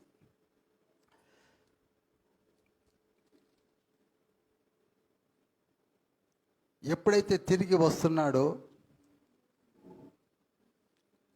అతనికి ఏషావు ఎదురవుతాడన్న సంగతి తెలుసు. 20 సంవత్సరాలైనా లోపల మాత్రము భయపడుతూనే ఉన్నాడు. తమ్ముడు ఏమైనా చేస్తాడేమో, అన్న ఏమైనా చేస్తాడేమో. అసలే ఆయన కోపిష్టి. అందుకే ఆల్ నైట్ ప్రేయర్ కూడా చేశాడు. మనం కూడా అంతే కదండి. దుఃఖ్ మే సుమీరన్ సబ్ కరై, సుఖ్ మే కరైన కోయ్. దుఃఖంలో ఏమో ప్రార్థన చేస్తాం. నిజంగా కూడా ఎంత దుఃఖం ఉంటే అంత ప్రార్థన చేస్తాం. అందుకే దేవుడు దుఃఖాన్ని పెట్టాడేమో. ఆల్ నైట్ ప్రేయర్ చేశాడు. ఎందుకైనా మంచిదని తెలివిగా ఆలోచించి 4 భార్యలను 4 గుంపులు చేశాడు. 4 గుంపులుగా బయలుదేరండి. ఎప్పుడు అన్న కనపడితే అప్పుడు సాష్టాంగ పడిపోవడమే. బోర్లుగా పడిపోండి, తల్లి దగ్గర నుంచి పిల్లల వరకు. ఆ గుంపు పడిపోవాలి, బెటాలియన్ లాగా. క్లియర్ కట్ ఇన్స్ట్రక్షన్స్ ఇచ్చాడు. మిమ్మల్ని 4 దాటిన తర్వాత నన్ను చంపితే నేను చేసేదేమీ లేదు. వాళ్ళు ఒప్పుకున్నారు, భార్యలు ఒప్పుకున్నారు. అన్నంత కోపిష్ట, మీకేం తెలుసు అన్న సంగతి? నాకు తెలుసు, అనుభవం.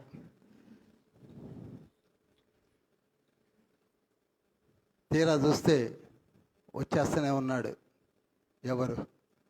ఏషావు. ఏషావు వచ్చేస్తూనే ఉన్నాడు.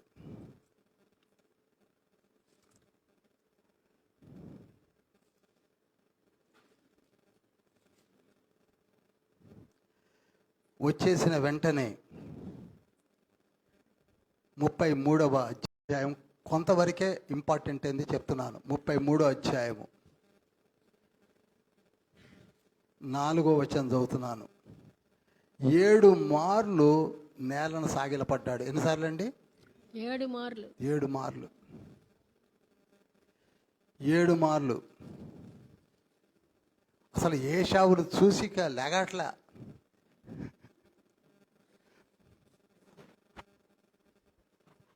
అప్పుడు ఏషావు అతన్ని ఎదుర్కొని పరిగెత్తుకొని వచ్చి అతనిని కౌగిలించుకొని అతని మెడ మీద పడి ముద్దు పెట్టుకొనను. చూశారా అన్నదమ్ముల ప్రేమ? యాకోబు ఎక్స్పెక్ట్ చేసింది ఒకటి, ఏమండి, ఏషావు కనపరుస్తున్న ప్రేమ ఒకటి. వెంటనే కన్నులెత్తి చూసి, ఈ పిల్లలందరూ ఎవరు? ఇదేంటి పెద్ద ఎగ్జిబిషన్ పట్టుకొచ్చావని అడిగాడు.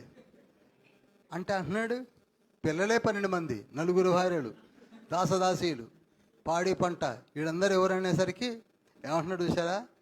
ఎంత చక్కగా అంటున్నాడు. కన్నులెత్తి చూసి, వీరు నీకేమి కావాలని అడిగినప్పుడు అతడు, వీరు దేవుడు నీ సేవకునికి దయచేసిన పిల్లలే. బా, ఏమండి, ఈ రోజుల్లో అంటే ఏదో ఫ్యామిలీ ప్లానింగ్ వచ్చి ఒకళ్ళిద్దరు కనపడుతున్నారు, కానీ ఆ రోజులలో పెళ్ళికి వస్తున్నారు పలానా కుటుంబం అంటే భయపడేవాళ్ళు. ఏంటి 12 మంది, 10 మంది, ముందు తండ్రి తల్లి, వెనక 10 మంది. పొరపాటున వాళ్ళని పిలవకరా అని చెప్పే రోజులు ఉన్నాయి. ఇప్పుడంటే ఫ్యామిలీ ప్లానింగ్ వచ్చి ఓన్లీ 2 కనపడుతున్నారు, ఒకరికైతే ఒకళ్ళే కనపడుతున్నారు. ఆ రోజులలో అమ్మో, యాకోబుని ఫ్యామిలీ ప్లానింగ్ చేయకుండా వదిలిపెట్టాడు కనుక తండ్రి, పెళ్ళికి మనం పిలిచామనుకోండి ఏమైపోతాం? అప్పుడు అందరూ కూడా, ఎవరు? లేయా, రాహేలు, జిల్పా, బిల్హా, రూబేను, షిమ్యోను, లేవి, యూదా, ఇషకారు, జబులును, దాను, నఫ్తాలి, గాదు, ఒకళ్ళ పేరెందుకులేండి, అందరు మోకాళ్ళను పడిపోయేసరికి ఈయన హృదయం ద్రవించుకుపోతుందండి. ఏషావు సముద్రం అయిపోయాడండి, ఇంకా దిల్ సముందర్ బనగా. చిచి, నాకు ఉన్నారు 3 భార్యలు, ఆయన 3, ఇప్పుడు పేర్లు ఎందుకులే, 5 సంతానం. మొదటి భార్యకు 1, రెండో భార్యకు 1, మూడో భార్యకు 3. ఇష్మాయిల్ మనమరాలకు మాత్రమే 3, పేర్లు ఎందుకులే అని చెప్పట్లేదు. 5, 3 భార్యలు. ఇక్కడ 4 భార్యలు, 12 మంది సంతానం. చుట్టూరు ఆ ప్రాంగణం అంతా కూడా వీళ్ళే కనపడుతున్నారు. సంతోషంగా 400 మంది జనాభాతో వచ్చినటువంటి ఏషావు ఏమైపోయాడంటే సముద్రం అయిపోయాడు. అయిపోయి కొంత నువ్వు తీసుకోవాలన్నా అంటే, అబ్బా నాకేం అక్కర్లేదు నాయన, నిన్ను చూస్తేనే నా కడుపు నిండిపోయింది అని ముద్దు పెట్టుకొని అతను తిరిగి వెళ్ళిపోయాడు. ఎక్కడికి నేను అనుకున్నది చెప్తున్నాను. కథ సుఖాంతమైంది కదండి, అయిపోయింది కదా. అన్నదమ్ములిద్దరు చక్కగా కలిసిపోయారు, కాంప్రమైజ్ అయ్యారు, ముద్దు పెట్టుకున్నారు, మెడ మీద పడ్డారు, అందరు సాష్టాంగ పడ్డారు. కానీ జనరేషన్స్లో పగ మాత్రం చల్లారలా. జనరేషన్స్లో చెప్పండి, ఇక్కడనే ఉంది ట్విస్ట్ అంతా. పగ చల్లారల. ఎందుకో తెలుసా? కాదండి, 12 మంది పిల్లలు, 4 భార్యలు ఏషావు ప్రేమను చూశారు కదండి. బావగారి యొక్క ప్రేమను, తమ్ముడిని ప్రేమించిన విధం చూశారు. కానీ ఏషావు సంతానమైన 3 భార్యలు కానీ, 5 కుమారులు కానీ, యాకోబు సంతానమును కానీ, వారి ప్రేమని కానీ, వారి బిహేవియర్ని కానీ చూడాల. వారికి తెలిసింది ఏమిటంటే 20 సంవత్సరాల క్రితం మా నాన్న అన్యాయం చేసినటువంటి యాకోబు మాత్రమే గుర్తున్నాడు. మా నాన్న అన్యాయం చేసి పోయినటువంటి మా మరిది గారే గుర్తున్నారు 3 భార్యలకు. ఆయన పుట్టిన 5 కుమారులు కూడా లోపల పగ. ఎప్పుడు యాకోబు సంతానం కానీ కనపడితే ఏం చేద్దాం, మా నాన్న ఉన్నా లేకపోయినా కత్తులు కటారాలు తీసుకొని పోయి కొట్టేద్దామని. అర్థమైంది కదండి మీకు? ఆ పగ అట్నే ఉండిపోయింది. ఈయన కేవలం ఒక్కడే వచ్చాడు, వెళ్ళిపోయాడు. కానీ వాళ్ళలో ఆ పగ ఏమైంది? రగులుతూ ఉంది. ఆ రగిలి ఒక దేశం ఏర్పడ్డా కానీ, ఎప్పుడు ఎవరు కనపడ్డా పర్వాలేదు కానీ యాకోబు సంతానమని ఇజ్రాయేల్ కనపడితే మాత్రం సర్వనాశనం చేద్దామని ఒక పగ మాత్రము వారిలో గూడు కట్టుకుపోయింది.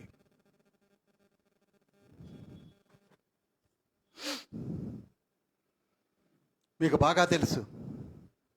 ఆ తర్వాత 450 సంవత్సరాల తర్వాత మోషే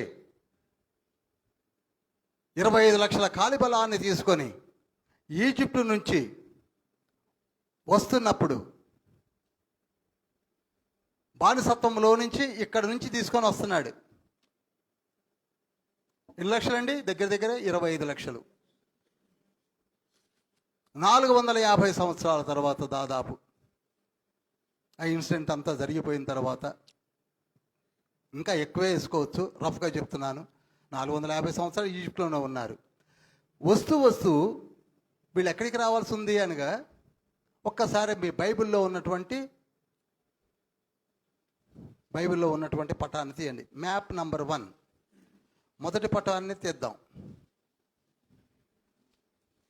తీశారా?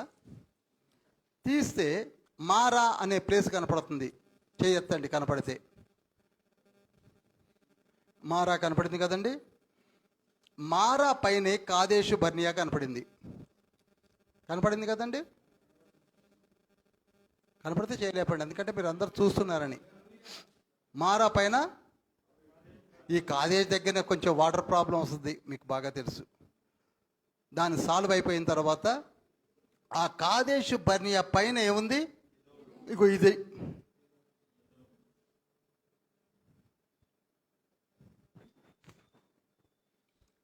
ఇక్కడికి వచ్చాడు మోషే, ఆగాడు. కాదేశు దగ్గర ఆగాడు. కాదేశు బర్నియా దగ్గర ఆగి కబురు పంపించాడు. ఏమని? ఎదోము రాజుకు కబురు పంపించాడు. అయ్యా కూడా కాదు, సహోదరులమైన మేము, ఏమంటున్నాడండి? సహోదరులమైన మేము మీ రాజ్యం అడుగు భాగమునకు వచ్చి ఆగాము. అర్థమైందండి? మేము ఏమి చెయ్యము, మీ రాజ్యంలో గుండా తిన్నగా వెళ్ళిపోతాం. అర్థమవుతుందా? ఇక్కడి నుంచి తిన్నగా మీరు పర్మిషన్ ఇస్తే ఇలా వెళ్ళిపోతాం. అయితే మీ భూభాగంలో గుండా వెళుతున్నాము కనుక ఏమీ ముట్టుకోం. ఒకవేళ మా వాళ్ళు ఏదైనా ముట్టుకున్నా వాటికి నష్టపరిహారంగా డబ్బులు ఇస్తాం. మెయిన్ రోడ్లోనే వెళ్ళిపోతాం. మీరు పర్మిషన్ ఇవ్వండి. మీ సహోదరులమైన మేము కబురు పంపించారని మోషే పంపించాడు. అదే మోషే ఏదోము దేశం కాకపోతే అసలు యుద్ధాన్ని కొట్టమనేవాడు. చూశారా? అక్కడ అమారయుల రాజైన బాషాను, సిహోను, ఓగు ఎన్ని అడుగులుంటే ఏంటి, కొట్టిపారేయండి అనుకుంటా, అమాలేకేయుల్ని కొట్టిపారేయండి అనుకుంటా వస్తున్నటువంటి జనాంగం ఇది. పోతే ఇక్కడికి వచ్చేసరికి ఎవరండి వీళ్ళు? సహోదరులు. కనుక తండ్రి ముందే చెప్పాడు, సహోదరులను ముట్టుకోకండి. సహోదరులను చెప్పండి, సహోదరులను ముట్టుకోవద్దు, సహోదరులను ముట్టుకోవద్దు. ఒకసారి సంఖ్యాకాండం 20వ అధ్యాయము నేనే చదువుతానండి. సంఖ్యాకాండం ఇది కొంచెం ఇంపార్టెంట్ కనుక చదివిస్తున్నాను, దయచేసి గమనించండి. సంఖ్యాకాండము 20వ అధ్యాయము 14వ వచనం చదువుతున్నాను. Page number 128. మోషే కాదేశు నుండి ఏదోము రాజునొద్దకు దూతలను పంపి నీ సహోదరుడగు ఇజ్రాయేలు అడుగునదేమనగా. చూశారా? నీ సహోదరుడగు ఇస్రాయేలు అనగా నేను మోషే అంటల్లా ఏమంటున్నాడు? అందరిని కలిపి మీ సహోదరుడైన ఇజ్రాయేలు అడుగునదేమనగా.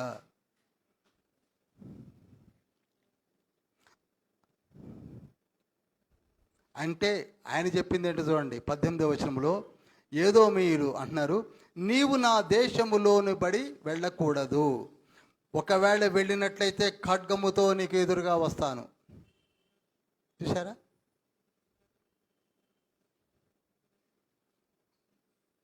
ఒకవేళ మీరు ఇంకా మొండిగా వస్తే ఏం చేస్తాడట చెప్పండి? యుద్ధం చేస్తాను. అర్థమవుతుంది కదండి? యుద్ధానికి వస్తాము అండమే కాదు. 20వ వచనంలో ఏదోము రాజు బహు జనముతోనూ మహాబలముతోనూ బయలుదేరి వారి ఎదురుగా వచ్చాడు. యుద్ధానికి వచ్చారు. ఓబజ్జను ఎందుకు పంపించాడు అనుకుంటున్నారు తండ్రి? ఇక్కడ నుంచి జాగ్రత్తగానండి, only 35 minutes are there. Time చూసుకుంటున్నాను, సబ్జెక్ట్ కొంచెం తగ్గిస్తూ వెళ్తున్నాను. ఇది నిజంగా ఒక 4, 5, 6 గంటలు పట్టే సబ్జెక్టు తగ్గిస్తున్నాను. మీరు పోవడానికి వీల్లేదు, ఒక్క అడుగు మీరు ముందుకేసిన యుద్ధం జరగాల్సిందే అన్నారు. అప్పుడు చూడండి, సహనముతో శాంతముతో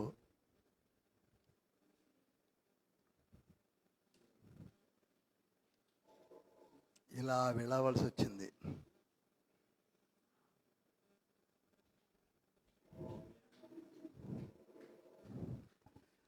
అర్థమైంది కదండి? కేవలం ఇలా వెళ్ళవలసిన సీన్ ఎలా అయిందండి?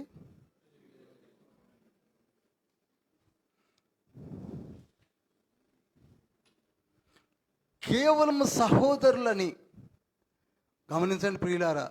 రక్త సంబంధాన్ని జ్ఞాపకం చేస్తున్నాడు తండ్రి. ఎంత కోపం వచ్చినా సొంత అక్క చెల్లెల్ని కానీ, చెల్లెలు అక్కని కానీ, అన్న తమ్ముడిని కానీ, తమ్ముడిని అన్న కానీ ముట్టుకోవడానికి వీలు లేదు. చెప్పండి హల్లెలూయా. ముట్టుకోవడానికి వీలు లేదు. ద్వితీయోపదేశకాండము 23వ అధ్యాయము 7వ వచనము. 23వ అధ్యాయము 7వ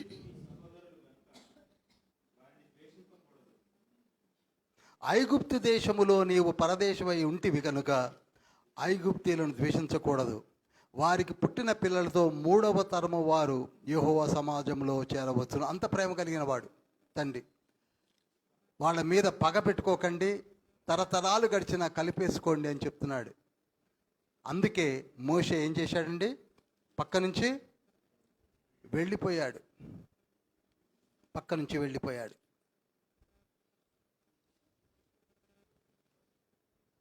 ఇప్పుడు ఓబద్యలోనికి వస్తున్నాం.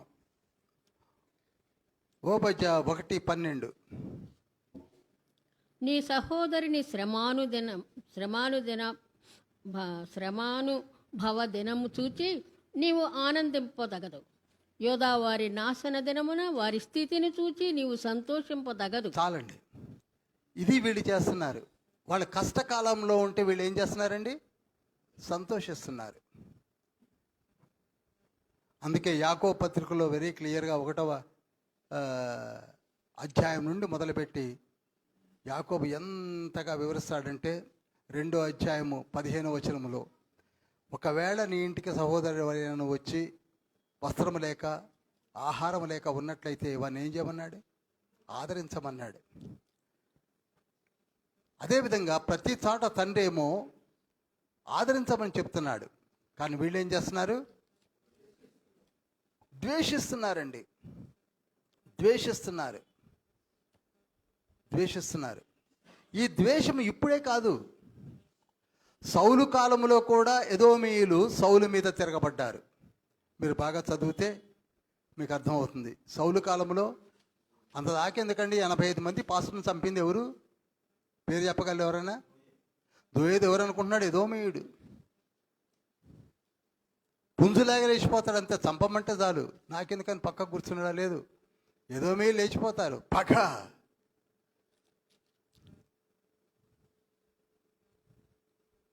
మీకు నిజంగా కొన్ని ఇన్సిడెంట్స్ చెప్తే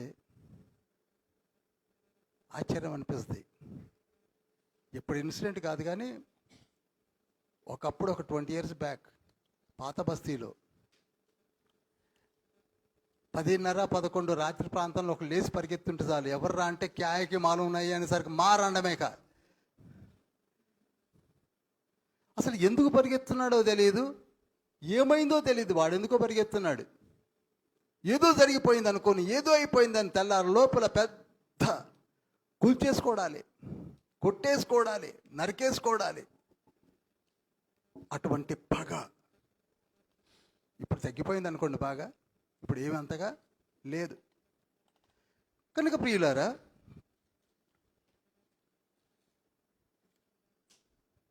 సౌలు కాలంలో కూడా ఏదో మీరు ఏం చేశారు?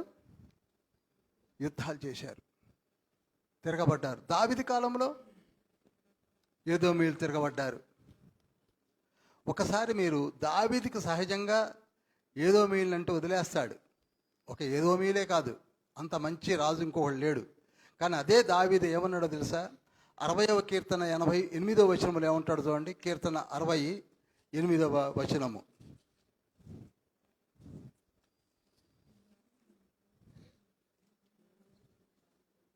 మోయాబు నేను కాళ్ళు కడుగుకొను పళ్ళెము.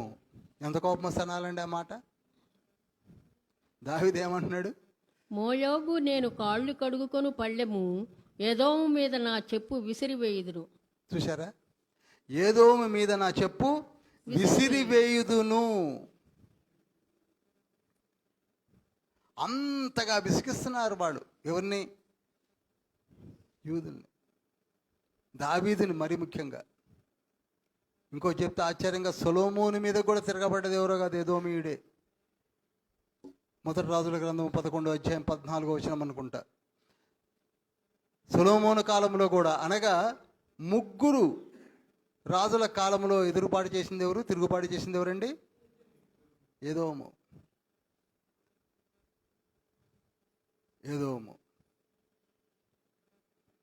అందుకు తండ్రి కోపం వచ్చింది. ఇప్పుడు 3 ప్రశ్నలకు సమాధానాలు వచ్చాయనుకుంటున్నాను. ఒకటేమిటి? ఈ పుస్తకాన్ని రాసింది ఎవరు? ఓబద్య. ఏ కాలంలో? 607లో. ఎందుకనగా సమూలంగా నాశనం చేసినప్పుడు వీరు సంతోషించి సహాయం చేసినందుకు, సహోదరులను అసహించుకున్నందుకు, పగ పెంచుకున్నందుకు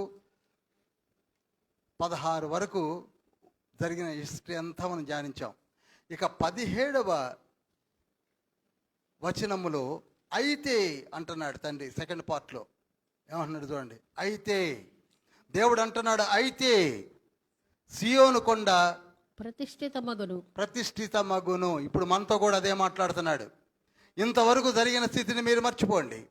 మీ జీవితాల్లో కూడా ఒక విధంగా యెరూషలేము వలె మీరు కూడా మీ స్థితిని బట్టి పాడైపోయి జీవించడము దుర్భరమైపోయి జీవిస్తున్నారేమో, కానీ నేను మిమ్మలను స్థిరపరుస్తాను. యెహోవా షమ్మా అంటున్నాడు, నేను రిస్టోర్ చేస్తాను. నేను మీ మధ్యనే ఉంటాను, మీతో ఉంటాను. మీరు మారిపోయారు కనుక సియోను కొండ ప్రతిష్ఠితమగును. తప్పించుకుని వారు దాని మీద నివసింతురు, మళ్ళీ తిరిగి వస్తారు. చూశారండి ఏమంటున్నాడు? ఇప్పుడు ఏ విధంగా వాగ్దానం చేస్తున్నాడు? మనల్ని తిరిగి చెప్పాలి. మన పరిస్థితి అలానే ఉంది కదండి ఈనాడు. చెప్పండి, ఒకనాడు ఎలా ఉందో అలానే ఉంది. ఒక్కసారి ఆలోచించండి, ఒక్కసారి పరికాయ చేయండి. మన పరిస్థితి అలానే ఉంది. ఎండ్కి వచ్చాం. 2021 అయిపోతుంది, కానీ నేను ఇంకా నా బ్రతుకు ఏమిటి, ఎండిపోయే ఉన్నది. కానీ తండ్రి అంటున్నాడు, Jehovah Shammah is with you, Jehovah Jireh is with you. ఆయనే మీతో ఉన్నాడు, ఉండబోతున్నాడు. ఎందుకు భయపడుతున్నారు? ఎంతమంది ఎదోమీయులు వచ్చినా, ఫిలిస్తీన్లు వచ్చినా, గిర్గాషీలు వచ్చినా, యెబూసీలు వచ్చినా, హేళన చేసిన, పగలగొట్టిన, చితకగొట్టిన, I will make you a strongest city in the world. అలా పగిలిపోయిన ఈనాడు ఈ యెరూషలేము ప్రపంచాన్ని మరలా వణికించే స్థితికి వచ్చేసింది. I will make a golden bowl అన్నాడు. ఒక బంగారు పాత్రగా మలిచి వేస్తానని మనం గడిచిన రోజుల్లోనే ధ్యానించాం. జకర్యా గ్రంథము 12వ అధ్యాయం 2వ వచనంలో ఆయిల్ వెల్స్ ఏమిటి? ఈనాడు ప్రపంచాన్ని మరలా శాసించే స్థితికి వచ్చింది. ఈనాడు మన్నను కూడా తండ్రి ఏమంటున్నాడు చెప్పండి? I will make you a powerful tool.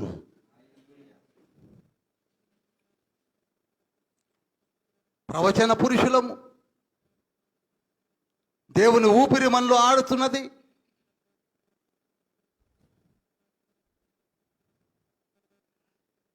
ఆయన రక్తము మనపై ఉన్నది. ఆయన చేతులతో ప్రొటెక్ట్ చేస్తున్నాడు. ఎవరు ముట్టుకోగలరు?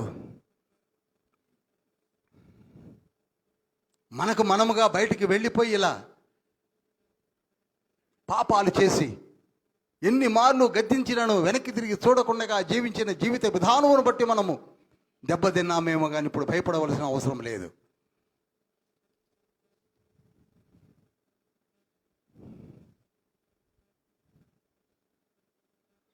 నూట 8వ కీర్తన 10వ వచనాన్ని తండ్రి మాట్లాడుతున్నాడు ప్రవచనం ద్వారా.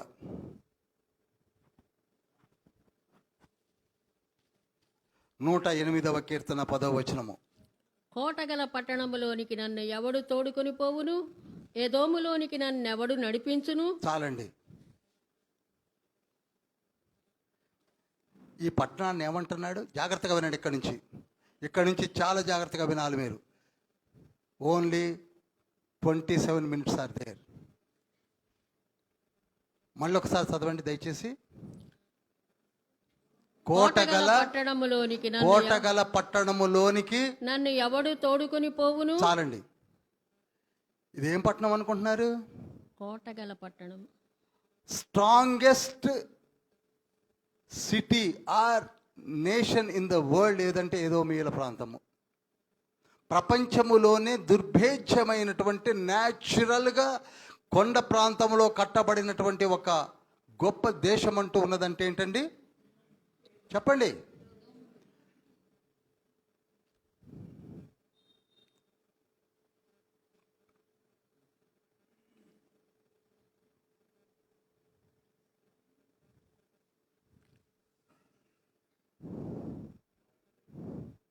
కనపడుతుందా? ఒకసారి కలిపినోడు తలకాయ ఇవ్వండి.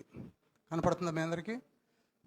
కొండ కట్టింది కాదండి, ఇది కొండ. కొండను చూడండి ఎలా చేశారు. కొండ ఇది మీకు పంపించాను నేను, రేపు మీకు అందరికీ ఫార్వర్డ్ అవుతుంది. కొండ దేశము అంతా కూడా అందులోనికి ఎవరు రాలేరు. అంత గట్టి స్ట్రాంగెస్ట్, దీనికి ఉన్న బిరుదు ఏంటనుకుంటున్నారు? స్ట్రాంగ్ సిటీ అంటారు దీన్ని. ఒకప్పుడు ఉర్ అనే పట్టణం ఉండేది బబులోన్ దగ్గరలో, సద్దాం హుస్సేన్ గారి రోజుల్లో. అది దీని ముందు ఎందుకు పనికిరాదు. అది ఒక చిన్న టౌన్షిప్నే కట్టారు. ఉర్ అనగా ఒకప్పుడు అబ్రహాము ఉన్నటువంటి ఊరు. అబ్రహాం గారు ఉన్నటువంటి ఊరు ఒకప్పుడు ఉర్ అని చెప్పే ఊరు.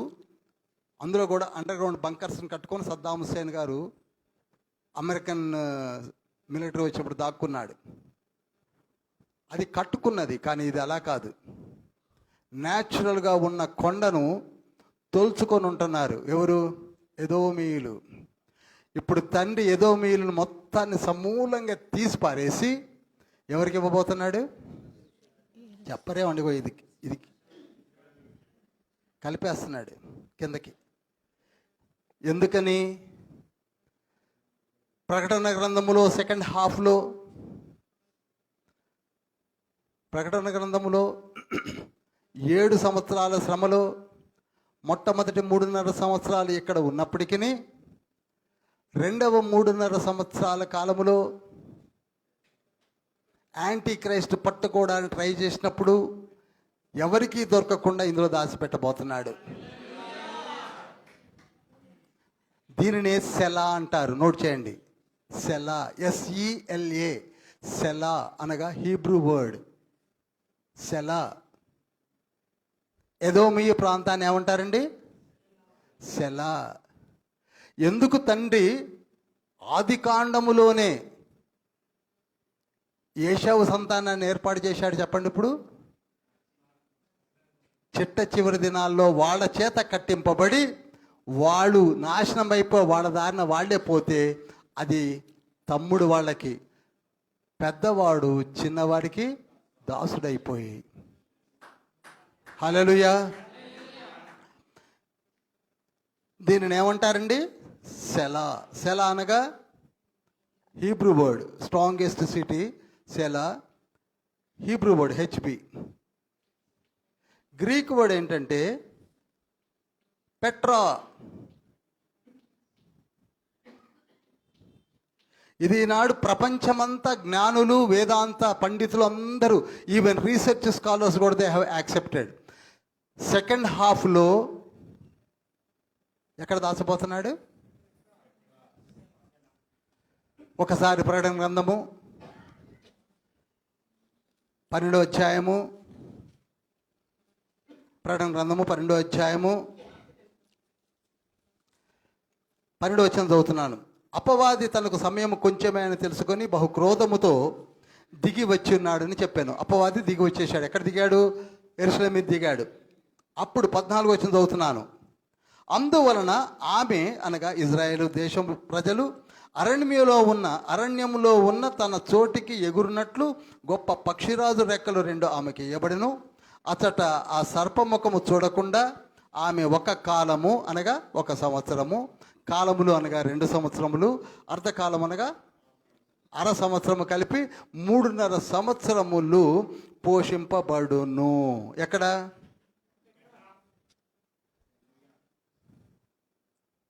అర్థమైన వాళ్ళు ఒకసారి చేయి పైకి లేపండి. ఈ పెట్రా ప్రాంతమును ఇంత అందంగా కట్టి ఎవరి కొరకు పెట్టారు? అందుకే తండ్రి అంటాడు కదండి, ద్వితీయోపదేశకాండం 6వ అధ్యాయం 10, 11, 12 వచనాల్లో, మీరు కట్టని బావులను, మీరు కట్టని ఇండ్లను, నాటని ద్రాక్ష తోటలను మీ కొరకు ఏర్పాటు చేస్తాను. ఒక కాలము, ఎప్పుడైతే ఆ కాలము మిమ్ములను ప్రొటెక్ట్ చేయడానికి తండ్రి ఎప్పుడు ఏర్పాటు చేసి పెట్టాడు? ఆది కాలములోనే. ఇప్పటికీ ఇజ్రాయేలీలకు షెల్టర్ ఉన్న సంగతి ఇజ్రాయేల్కి తెలుసు ఎక్కడుందని. ఎందుకనగా వారికి బాగా తెలుసు. ఓబద్య చదివారు, ప్రకటన గ్రంథం చదివారు, ఇర్మియా చదివారు, ఎజ్కేల్ చదివారు. అందుకే హ్యాపీగా ఉన్నారు వాళ్ళు. ఈ కింద ఉన్న వాళ్ళే కొట్టేస్తారు, మనకు సంబంధం లేదు. దేవుడు కొట్టేస్తాడు. అందుకే ఏమంటున్నాడు, కోటగల పట్టణములోనికి ఎవడు మనల్ని పంపిస్తాడు? దేవుడే. హల్లెలూయా. 2వ రాజుల గ్రంథము 14వ అధ్యాయం 7వ వచనములో ఈ సెల అనే పట్టణాన్ని గెలిచింది ఎవరు అనుకుంటున్నారు? అమజ్యా రాజు. అప్పుడే సగం తుక్కుగా కొట్టాడు. నోట్ చేయండి చాలు. యెషయా గ్రంథము 34వ అధ్యాయము. యెషయా గ్రంథం 34వ అధ్యాయం చదువుతున్నాను చూడండి. 34వ అధ్యాయము 5వ వచనం నుంచి చదువుతున్నాను. యెషయా గ్రంథము 34వ అధ్యాయము 5 నుంచి. నిజముగా ఆకాశపు మంచు నా ఖడ్గము మత్తిల్లును, ఏదోము మీద తీర్పు తీర్చుటకు, నేను శపించిన జన్మ మీద తీర్పు తీర్చుటకు అది దిగును. అయిపోతుంది. ఇక ఏదోము చాప్టర్ని క్లోజ్ చేస్తున్నాడు తండ్రి. ఈనాడు మనతో కూడా ఇంకా మారావా? సంవత్సరాలు గడుపుకుంటూ కూర్చుంటావా? మారు మనసు అంటే ఆలోచిద్దాంలే బ్రదర్, సమయం ఇంకా ఉంది కదా బ్రదర్. న్యూ ఇయర్కి ఇంకెన్ని రోజులు ఉందండి? ఇంకేంటి బ్రదర్, చూద్దాం. 15 రోజులు టైం ఉంది కదా. నిజముగా ఆకాశమందు నా ఖడ్గము మత్తిల్లును, ఏదోము మీద తీర్పు తీర్చుటకు, నేను శపించిన జన్మ మీద తీర్పు తీర్చుటకు అది దిగును. యెహోవా ఖడ్గము రక్తమయమగును, అది క్రొవ్వు చేత కప్పబడును. కొట్టేస్తాను అంటున్నాడు. చూడండి లాస్ట్ ఏం చదువుతాను. ఏలయనగా బొస్రాలో యెహోవా బలి జరిగించును. బొస్రా అంటే దీని క్యాపిటల్ అండి. బొస్రాలో నేను చెప్పరేమండి, కొట్టేస్తాను. ఎవరు దిగుతున్నది? ఆయనే దిగుతున్నాడు. యెషయా గ్రంథం 63వ అధ్యాయము 1, 2, 3 వచనాల్లో ఎంత స్పష్టంగా ఉంటుంది చూడండి. యెషయా గ్రంథము 63వ అధ్యాయము 1, 2, 3 వచనాల్లో, రక్తవర్ణ వస్త్రములు ధరించి ఎదోము నుండి వచ్చుచున్న ఇతడెవడు? చూశారా? శోభిత వస్త్ర- ఆపండి. రక్తవర్ణ వస్త్రములు ధరించినటువంటి తండ్రే దిగి వచ్చాడు. ఎక్కడికి? ఏదోము నుండి. ఇక్కడ నుంచి మొదలు పెడుతున్నాడు. కొట్టేస్తాను, ఒంటరిగా కొడతాను నేను. నాకు ఎవరి సహాయం అక్కర్లేదు. ఎందుకని? నా జనాంగంను హింసించినటువంటి జనాంగంను నేను long rope I have given from Moses time నుంచి ఇచ్చాను నేను. మోషే కాలము నుండి, బిగినింగ్ నుంచే ఇచ్చాను. కాదేశు బర్నేయ యుద్ధనే నేను ఇచ్చాను. ఇప్పటి వరకు కూడా వారిలో మార్పు లేదు. శోభిత వస్త్రము ధరించిన వాడై గంభీరముగా నడుచుచు బొస్రా నుండి బలాతిశయంతో వచ్చుచున్న ఇతడెవరు? నీ వస్త్రం ఎర్రగా ఉన్నదేమి? నీ బట్టలు ద్రాక్షగానుగను తొక్కుతుండు వాని వలె ఉన్నదేమి అంటే అంటున్నాడు తండ్రి. ఒంటరిగా గానుగను తొక్కి తిని, జనములతో ఎవడు కూడా నాకు తోడుగా ఉండలేదు. కోపగించుకొని వారిని తొక్కి తిని, రౌద్రపు చేత వారిని అడగదొక్కి తిని, వాని రక్తము నాపై చిందినది, నా వస్త్రములన్నీ డాగులే అంటున్నాడు. నేను చేస్తున్నాను.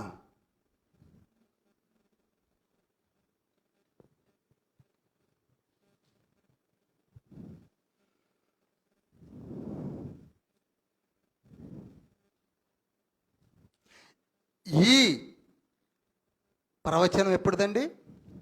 యెషయా ఎప్పుడు రాశాడు?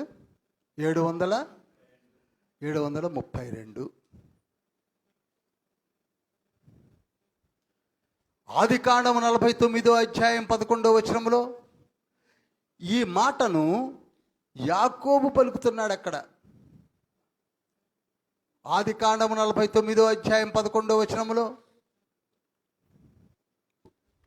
యాకోబు వయసు ఎంత అండి? అప్పుడు 147 సంవత్సరాలు. అప్పుడు ఏ సంవత్సరం అండి? క్రీస్తు పూర్వం 1711 సంవత్సరం.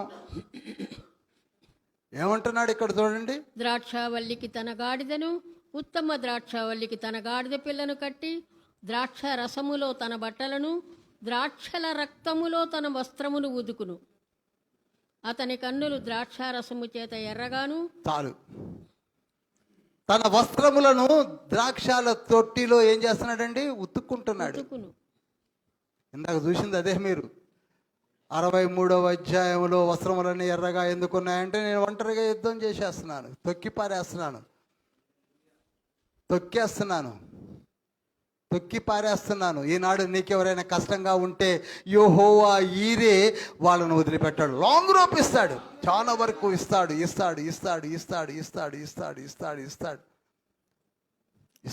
ఎంతవరకు ఇవ్వాలనో అంతవరకు ఇస్తాడు. ఎందుకనగా ప్రేమ కలిగిన తండ్రి. కానీ తండ్రికి తెలుసు ఇక వీరు మారరు. ఎంతకాలం అండి? ఓబద్య గ్రంథం చదువుతుంటే 17 నుంచి 21 చెప్తున్నాడు. ఇక నేను చేసే తీర్పు ఇది. ప్రకటన గ్రంథంలోకి వెళ్దాం తిన్నగా. ఆదికాండం 49:11 నుంచి ప్రకటన 19లోకి వెళ్తున్నాను. నేను 15వ వచనం చదువుతున్నాను. ఆయన నోట నుండి వాడిగల ఖడ్గము బయలు వెళ్తున్నది.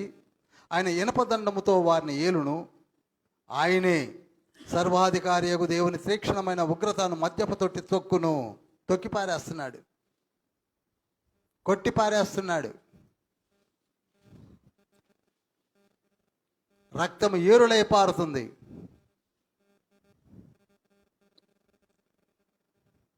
మూడు 320 కిలోమీటర్లండి రక్తము పారేది. అంటే కొత్తగూడెం నుంచి హైదరాబాద్ కూడా చాలదు, మెదక్ రక్తమే రక్తం. మనం పోతే మొత్తం రక్తంలో గుండా పోవాలి.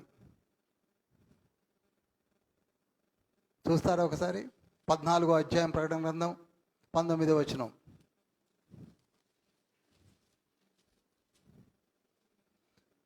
ఆ దూత తన కొడవలి భూమి మీద వేసి భూమి మీద ఉన్న ద్రాక్ష పండ్లను కోసి దేవుని కోపమును ద్రాక్షాల తొట్టిలో వేసెను. ఆ ద్రాక్షాల తొట్టి పట్టణమునకు వెలుపల తొక్కబడెను. 100 కోసుల దూరము, అనగా 320 కిలోమీటర్లు రక్తము ప్రవహించెను. తండ్రి ఇక ఉగ్రుడై తొక్కుతున్నాడు. ఏమండి, నేను చెప్తున్నాను, సెకండ్ కమింగ్ తండ్రి వచ్చేది మారు మనసు పొందమ్మా అని చెప్పడానికి కాదు. అయిపోయింది ఆ సీన్.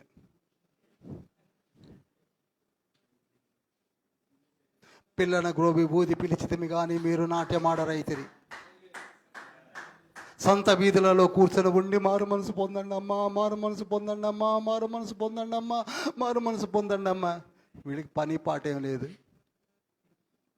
అనుకున్నారు. సంత వీధులలో కూర్చొని ఉండి పిల్లన గ్రోవి ఊదితిమి కానీ మీరు నాట్యమాడరైతిరి. అసలు మాకు అర్థమే కావట్లేదు అన్నారు. వినకపోతే వినకపోయారు. కన్నీరు కార్చితిమి కానీ రొమ్ము కొట్టుకున్న రైతిరి. మేము ఏడ్చుకుంటూ చెప్పాం, పొందండి. ఏడవపోతే ఏడవపోయారు. పిలుపులు ఆడుకొని పిల్లకాయలను పోలి ఒకరినొకరు హేళన చేయడం మొదలుపెట్టారు. వీళ్ళు పని లేక ఏడుస్తున్నారు. ఓ మారు మనసట.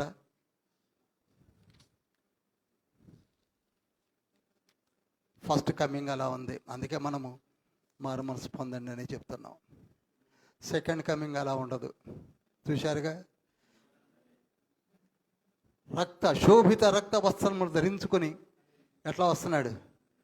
ఆయన కళ్ళు చూస్తేనే పడిపోతారు ముందు.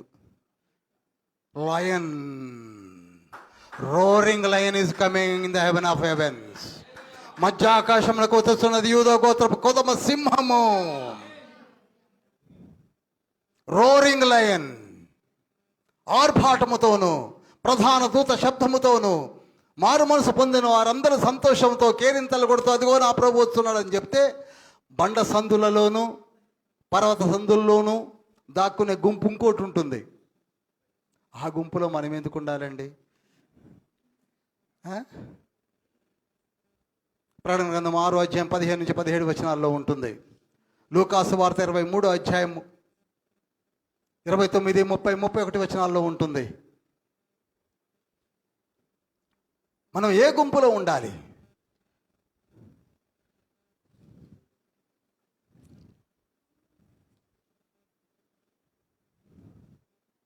ఏ గుంపులో ఉండాలి? అన్ని విధాలా మనల్ని చక్కదిద్దాడు.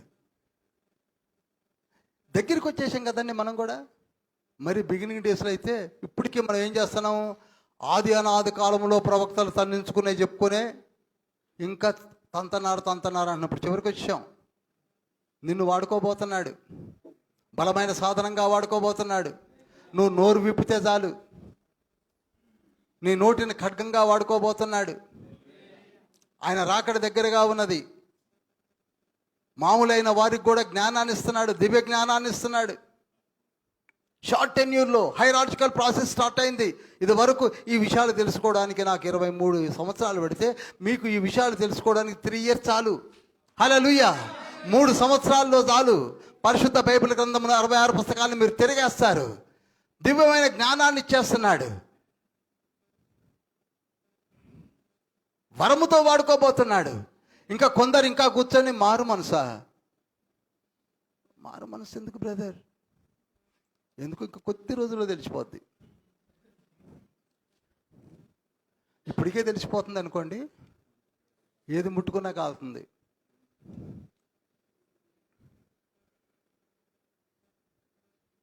నీ కొరకు సమస్తాన్ని సిద్ధపరిచాడు. చూడండి, వీరి కొరకు ఎప్పుడు సిద్ధపరిచాడండి? ఆదిలోనే. సెల అంటే ఒక్కసారి మీరు గూగుల్లో కొట్టి చూడండి. వాట్ ఈజ్ సెల? What is Petra? Strongest city in the world. ఫోటోలు చూడండి. ఒక గుర్రం ముందు పోతే ఇంకొక గుర్రం వెనకపోవడం కష్టం. అందుకే వీళ్ళు వెతికి వెతికి వేసారిపోయారు. అంతకాక దేవుని యొక్క ప్రొటెక్షన్. అక్కడ తిరిగిన వాళ్ళకి కనపడి చావలేదు ఆ రోజుల్లో, లోతు కాలంలో లాగా. కనుక మనలను కూడా తండ్రి అదే విధంగా కాపాడబోతున్నాడు. మన కొరకే సమస్తమును సిద్ధపరిచాడు, మనల్ని పిలుస్తున్నాడు.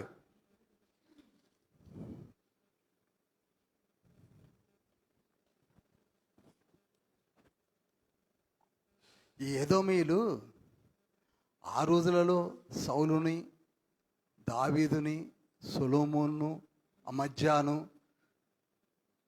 ఏమండి, యెహోరామును, రెహబామును అనుకుంటున్నాం. యేసయ్యను మాత్రం వదిలిపెట్టారనుకుంటున్నారా? ఓ 3 నిమిషాలే ఉంది. బోర్డు మీద వేయలేండి. Only 3 minutes are there. యేసయ్య పుట్టినప్పుడు చంపి పారేయమని చెప్పిన రాజు అంతిప హేరోదు. ఆయన ఎవరు అనుకుంటున్నారు? ఏదోమీయుడు. మక్కాబీయుల తర్వాత రాజ్యాన్ని సాధించిన వారు ఏదోమీయుల రాజులు. అందులో మొట్టమొదటి రాజు ఎవరు? అంతిప హేరోదు. యేసయ్య పుట్టినప్పుడు చంపమన్నది ఎవరండి? పసిపిల్లల్ని, 2 సంవత్సరాల లోపు వారిని అందరిని చంపించింది ఎవరు అనుకుంటున్నారు? ఏదోమీయుడైన అంతిప హేరోదు. మత్తయి సువార్త 2వ అధ్యాయం 1 నుంచి 8 వచనాలు ఉన్నది. ఆయనే యేసయ్యను వదిలిపెట్టాడా? చెప్పండి. వదిలిపెట్టలా. అదే యేసుక్రీస్తు ప్రభువారు 30 సంవత్సరాల తర్వాత మారు మనసు పొందండి అని ప్రకటిస్తున్నప్పుడు ఆయన పట్టుకొని చంపాలని ప్రయత్నించిన రాజు ఎవరనుకుంటున్నారు? ఆయన కూడా హేరోదే.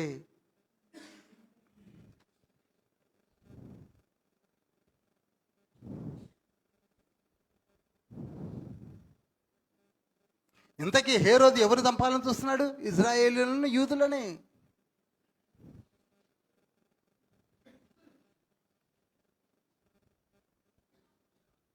అపోస్తుల కార్యములు 12వ అధ్యాయం 1వ వచనంలో అపోస్తులుడైన యాకోబును పట్టుకొని తల నరికించింది ఎవరు అనుకుంటున్నారు? అగ్రిప్ప I అనే హేరోదు రాజు. అక్కడ మీరు నోట్ చేసుకోండి, హేరోదు అని ఉంటుంది కానీ అగ్రిప్ప I ఆయన. యాకోబు తల నరికించింది ఎవరండి? హేరోదు. ఎవరా హేరోదు? అగ్రిప్ప అనే హేరోదు. అగ్రిప్ప అతని పేరు, హేరోదు టైటిల్. పౌలు గారిని ఎంక్వైరీ చేసి రోమ్కు పంపించింది ఎవరు అనుకుంటున్నారు? అపోస్తుల కార్యములు 26వ అధ్యాయంలో హేరోదే. అగ్రిప్ప, హేరోదు.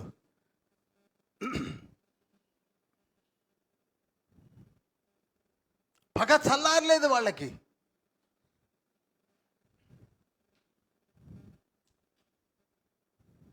అందుకే తండ్రి అంటున్నాడు మనతోటి, మీరిప్పుడు నా కృపాశాస్త్రంలో ఉన్నారు. ఏ శాస్త్రంలో ఉన్నారండి? ధర్మశాస్త్రంలో లేరు. కంటికి కన్ను, పంటికి పన్ను, చేతికి చెయ్యి, కాలుకు కాలు అన్న శాస్త్రము ధర్మశాస్త్రం. అది ద్వితీయోపదేశకాండం 19:21లో ఉంటుంది. కానీ ఇప్పుడు మీరు కృపాశాస్త్రము అనగా కృపతో కూడినటువంటి శాస్త్రాన్ని నేను మీకు ఇస్తున్నాను. కనుక మీ సహోదరులను సహోదరీలను ప్రేమించండి. అదే అన్నాడు కదండి మత్తయి సువార్త 5:23 కూడా. పేతురుతోటి ఏమన్నాడు? అయ్యా, మా సహోదరుడు నా ఎడల తప్పిదం చేస్తే ఎన్ని మార్లు క్షమించాలంటే యేసయ్య ఏమన్నాడు? చెప్పండి, ఎన్ని మార్లు అండి? 77 టైమ్స్. 77 టైమ్స్. మత్తయి 18:21-23 అనుకుంటా. 77 మార్లు క్షమించేయండి. ఇది క్షమా కృపా శాస్త్రకాలము. కానీ in return you will be given much more benefits. చాలా చాలా తండ్రి మనకి ఇస్తున్నాడు, ఇవ్వబోతున్నాడు. ఐ అప్పీల్ యూ, నేను మిమ్మల్ని అందరినీ వేడుకుంటున్నాను, మారు మనసు పొందండి. మారు మనసు పొందండి. మారు మనసు పొందని వారిని మారు మనసు పొందమని చెప్పండి. ఎందుకనగా ఇంత గొప్ప ధననిధిని తండ్రి మన కొరకు పరలోకంలో సిద్ధపరిచి ఉంచాడు.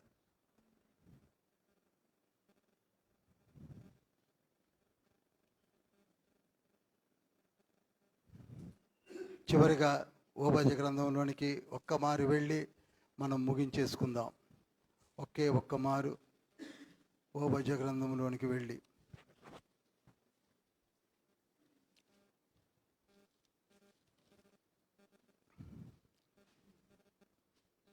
19వ వచనం చాలా ఇంపార్టెంట్.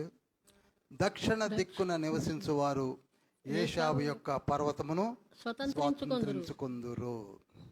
మైదానమందుండు వారు ఫిలిస్తీన్ల దేశమును స్వతంత్రించుకొందురు. మరియు ఎఫ్రాయిమీయుల భూములను, షోమ్రోనునకు చేరిన పొలమును వారు స్వతంత్రించుకొందురు. బెన్యమీనీయులు గిలాదు దేశమును స్వతంత్రించుకొందురు.